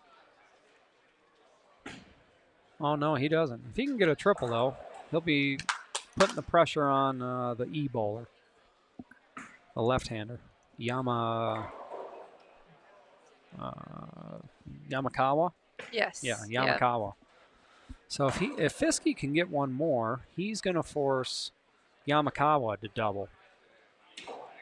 So... yeah, Pitkoff split in the 10th on the senior, but it did not, or on the scratch, the young kid, but it didn't matter. That one is all over. And then the senior division, it is not scratch. There is handicap. Yep. Fred, oh, what a great shot there. Yeah. but I don't think the handicap. I mean, Is all that crazy, right? right? There's only the only one that's crazy is CJ. Yeah, but compared to the everybody's rest. pretty close They for are. the most part. Yeah, So within 20 pins. Yeah. And everyone else is within 10. Yep. So Risky, yeah. I think Yamakawa. Risky's given 7 to Yamakawa. So 195. Well, Yamakawa needs a fill.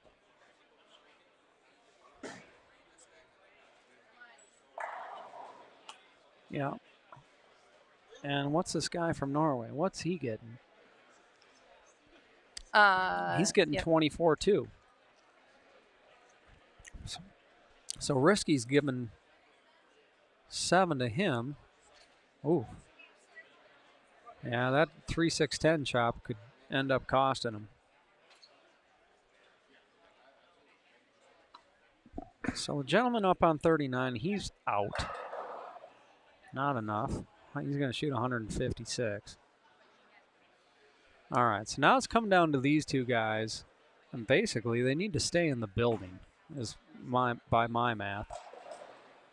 Okay, so 193, but with his pins. So make this. He needs. So the bowler on 40. That's the Norwegian guy. Letter E. Glenn Hagsmonsen. He needs to make this spare.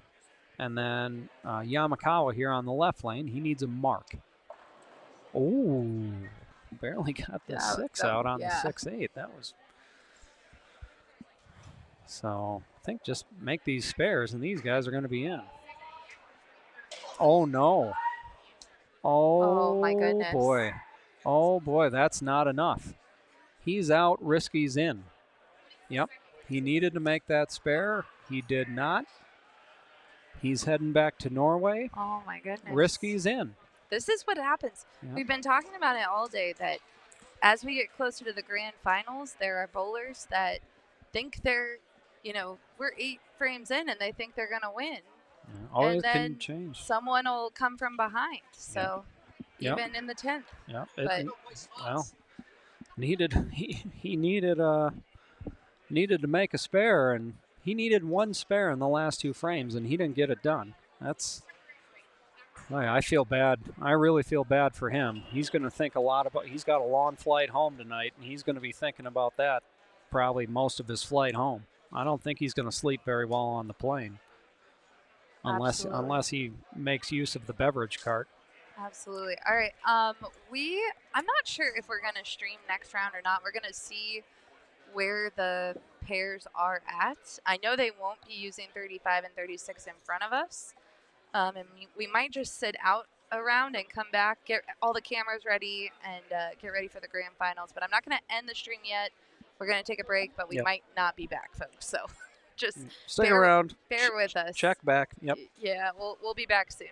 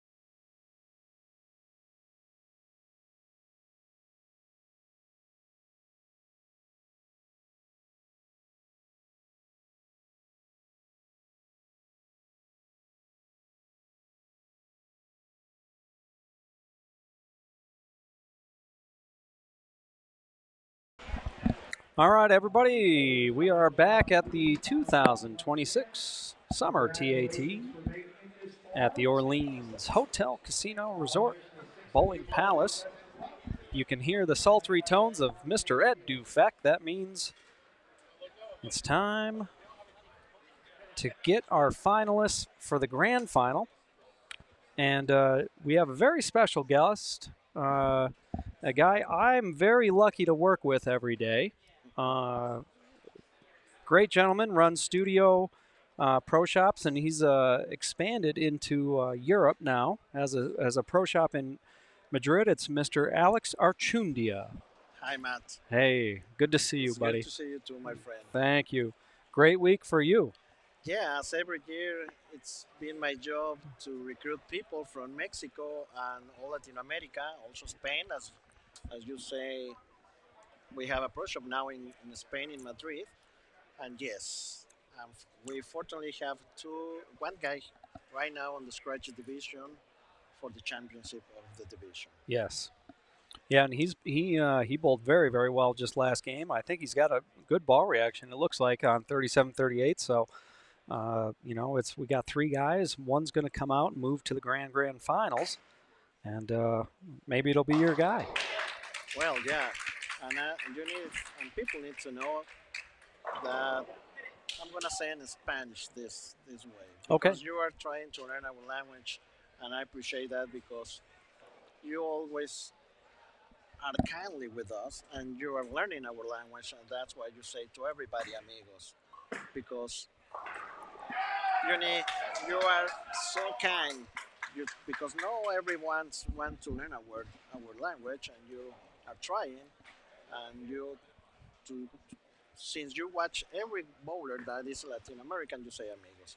So that's great for us. And yeah, I have been doing this for the last 12 years. And in this tournament, they came 140 people from Mexico. Yep. All around our country, not just Mexico City. So yeah, we are tu amigo. I am your tu amigo. Hey, and I'm happy to be your amigo. So it's great, and like you said, ever since I took over Latin America sales for Storm. Yeah. We've been working very closely and trying to expand my Spanish. Right now, a very poquito. Yeah. Right. I know. So, but at least you're trying. That's I'm what trying. I mean. We're trying to get there. Yeah, it's fun, and I appreciate that you do that, because I know it's always friendly, nothing else. Oh, absolutely. If someone took that as an offense, I know you. Yeah. Pero sí, y voy a hablar en español también un ratito porque tengo ahí un jugador que es Omar el que está tirando. He's on my group. He's from Mexico City, and he's now on the final match for the championship on the scratch division. He's been doing a great job during the week. Yeah. Great scores. Yep. And let's find out if we can make it, because he has two other guys who really bowl really good. Yeah, both these guys have been bowling really good. Both Mr. Pitkoff and Hayden, they both had 230s or 220, 230 last game, and it seems like they have a pretty good feel of the lanes. Good spare there by Torres. So it's we only got one guy at the double, and that's Pitkoff. And it's early yet, though. We're only 2 frames in. Yeah. A lot can happen. Yeah. It's a bounce here, a roll there, a trip here, a tip there. It's anyone's game. So that looks pretty good. Well, and don't forget that we have on the left side the senior, the same thing for the championship division on the senior division. yes. CJ he has come with me on my group also because he lives on the border. He speaks Spanish also. Yes. And he's a good guy. Yeah, he's a great guy. Yeah. Yeah, and a very good bowler. Yeah. Yeah. For sure. He's been in a few grand finals. Yeah. Yep. I remember that. Yep. And he's off to a good start. He's got front 3. And nobody else on that pair has a double yet, so Yeah. he is out in front. It's a good person. Yep. Human being, my friend. Oh, very good guy. Yeah. So really bad break for he your guy on gets 38. He gets a 7-10. Yeah, not good at all. Yeah, it's been a week. It's been a week. Yeah. How many bowlers did you have this week? 140, you said? 141, actually. Very good. They get fun, a lot of fun. All the guys get fun. Of course, some of they are frustrated because they don't make the finals. But as you know, not everybody can do it. Yeah. And we did have one of your guys win the Roto Grip Challenge, right? Yeah, and we have two other guys already. Someone who wants the 169 and under division, and the other guy the 170 and 189 division. He wants also. Yeah. So Omar could be our third. Oh, that would be on the finals. That'd be 3 out of 5. That'd be pretty darn good. Yeah, on the last match. And CJ is, I consider on my group, CJ. Yeah, yep. So then you could get 4 out of 5. Yeah, it could be. I hope. Well, let's see if Torres can get it going back here on lane 37 in the 4th frame.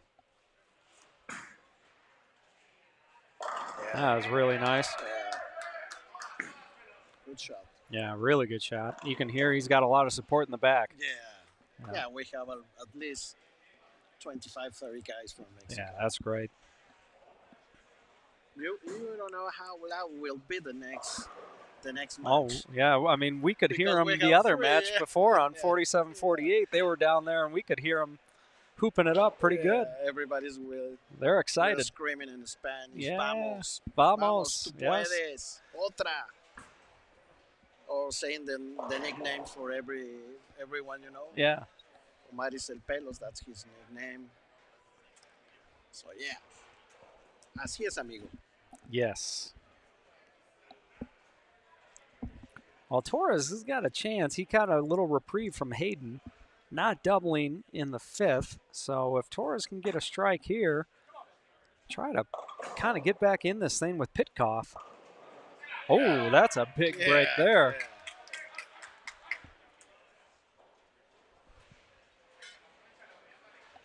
CJ front 3. Missed a 310 in the 4th. He's trying to get back on it in the 5th and does. Yeah.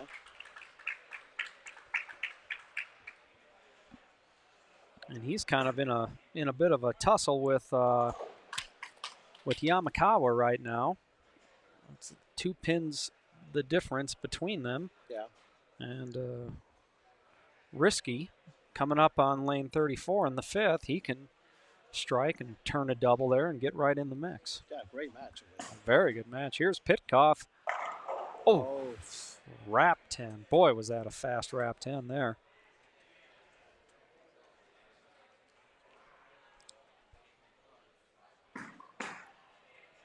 Pretty good shot by, oh, nope. Thought it looked okay off his hand, but that ball just sailed on him. All right, good spare for Pitkoff. Front 4, 9 spare. Hayden with the unconventional washout spare. Shoots it better left-handed than I do. Come on, I don't believe how these kids can do that. It's unbelievable. I'm glad I'm retired. Why? You're not too old for retire. You Oh, can bowl yeah. the senior. In 9 years, I can bowl the senior, yeah. Oh, yes. 9 years. Oh, sorry, my bad. Yeah, so I'll be retired for nine more years, and then I'll come out of retirement. Amigo, sorry. Oh, well, he broke up the split. That was good. He left the 4 pin, right? Yeah, just the 2 pin there.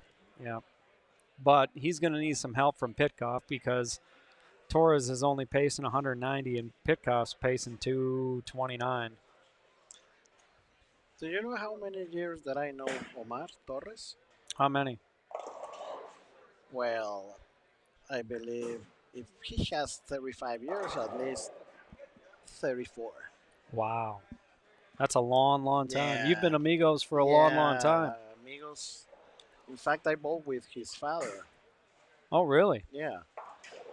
A lot of years with him. Yeah.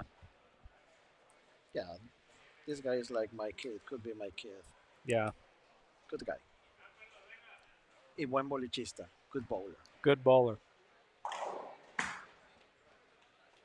CJ. CJ. Big spare there. Yep. Wanted to make sure not to have another hole on that lane. Well, in the young guy division, it's kind of do or die now here for Hayden, and he cannot figure out that left lane. That lane has just been pretty much the bane of his existence. And you know what? The last 2 games, he bowls really good. Oh, yeah. He bowled phenomenally. Yeah. Well, Torres can get out for 236. So if he can get out, he would force Risky to get another double, and that's no gimme on this pattern. Oh, wow, was that a fast raining 10. Boy, that's about as good as you're going to throw in there, amigo. I tell you what, that's just about as good as a guy can do at this point in time. Yeah. Oh boy, drive-by shooting on the that's a drive-by on the 5-pin for Hayden. Well, right now the pressure for the division champion and winning 5. There's a lot of pressure. Oh yeah. You know, you're guaranteed 5,000, but then you think about all the other money. Yeah, of course. You know. Because if they won this match, they're available to get that. Yep. A lot of more money. Oh yeah. Yeah. Well, unfortunately for Hayden, I think that open there, I think that's going to hurt him. Oh boy, here we go. It's starting to get interesting. We're starting to see some circles there, buddy. My buddy, amigo. Yeah. The reason that you say amigo is because of me. Yes. You learn Spanish because of me. Yeah. Because you're try teaching to communicate with me in Yes. Spanish in my own language. Yep. So don't say buddy, say amigo. Okay, amigo. All right. I know you always do it say it with respect. And, Oh, absolutely. And friendly. And I love you, boss.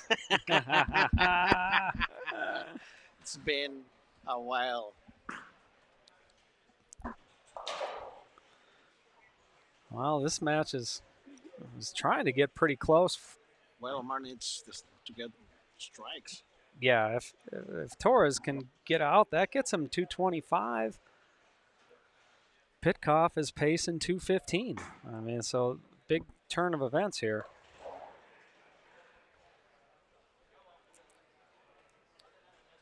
In the senior division, we got. In fact, I just remember something. Yeah. Blair speaks Spanish a little bit because of me. Yeah. Because every year he has to talk to me in Spanish. Yes. And it's been for 5 years now. She can say buenos días, buenas tardes. Yeah. Buenas noches. ¿Cómo estás? ¿Cómo estás? Sí, Muy bien. Sí, amigo. Yeah. Big shot for Pitkoff. Oh boy, getting lucky there, breaking up the 6, 7, 10 there. Yeah. So Torres is pacing 193. Pitkoff's pacing 215. Well, and Torres is just running out of frames. He needs to. If Torres strikes out, that's 213. Yeah. That forces Pitkoff to not lose any more count in the next couple shots here. Hayden's got 211 out. So or 201 out. 201. 201. Correct. Boy, he's got to be kicking himself for missing that 5-pin though. Yeah. Good shot there. I mean, big shot for CJ. He's trying to get back in this thing. He's back. Yeah, he's down a few pins to Yamakawa because he's given Yamakawa sticks. Ah, gotcha. He's given Yamakawa. Let's see here. How many is he giving them?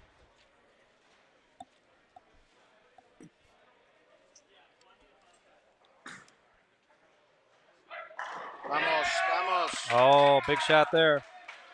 Bien, Omar. He's given Yamakawa 20 pins. Oh, yeah. Yep.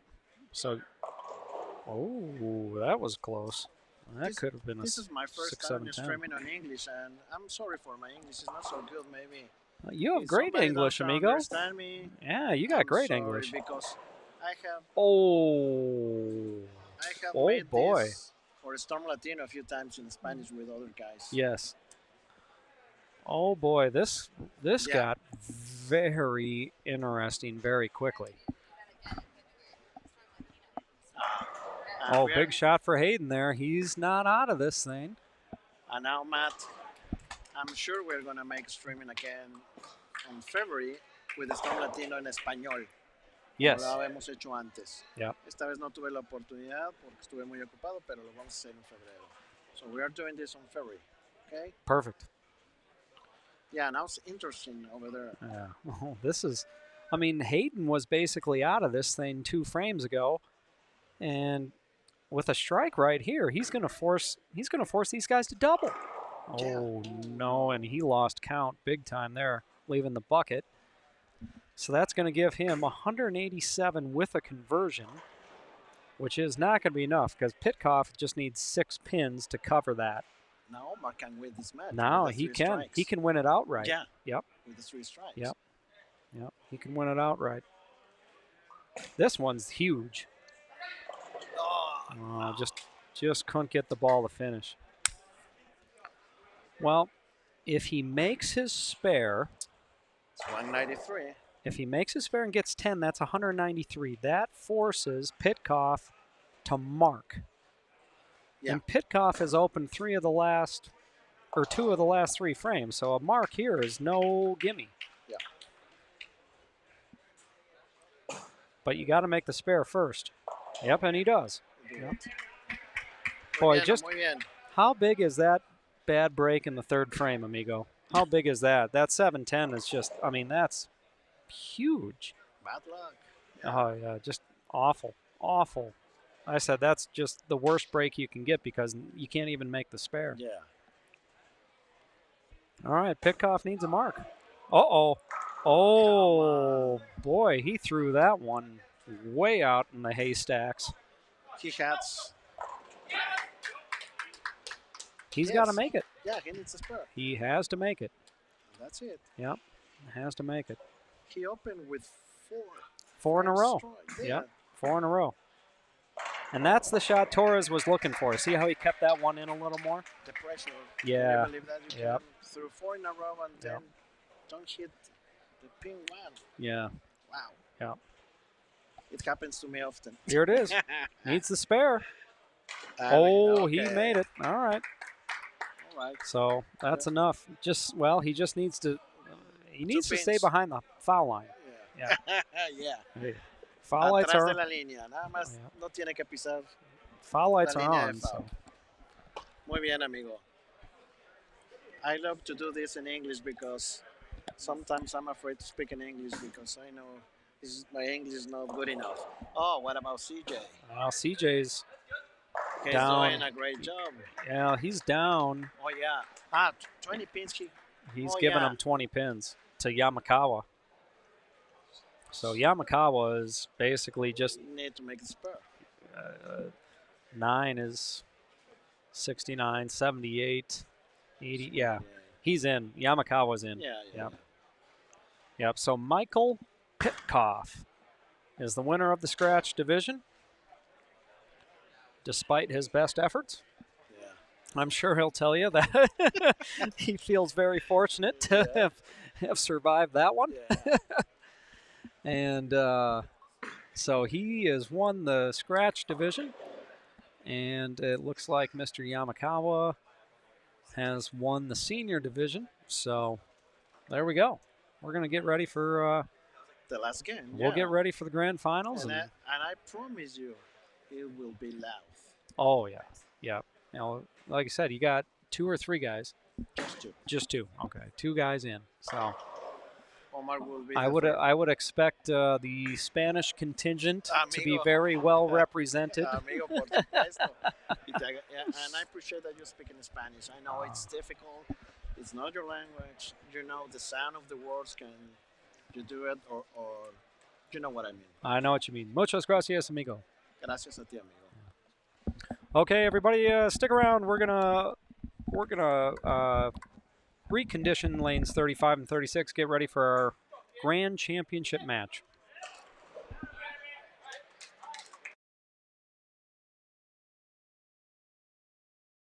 You've been watching the finals of the 2026 TAT Summer Classic. The TAT Summer Classic has been brought to you by the Orleans Hotel and Casino in Las Vegas, by Kegel, by Cool Wick, by Sin City Apparel, and by Roto Grip. The preceding was an exclusive presentation of Roto Grip Bowling. Own it. Once again, thanks for watching.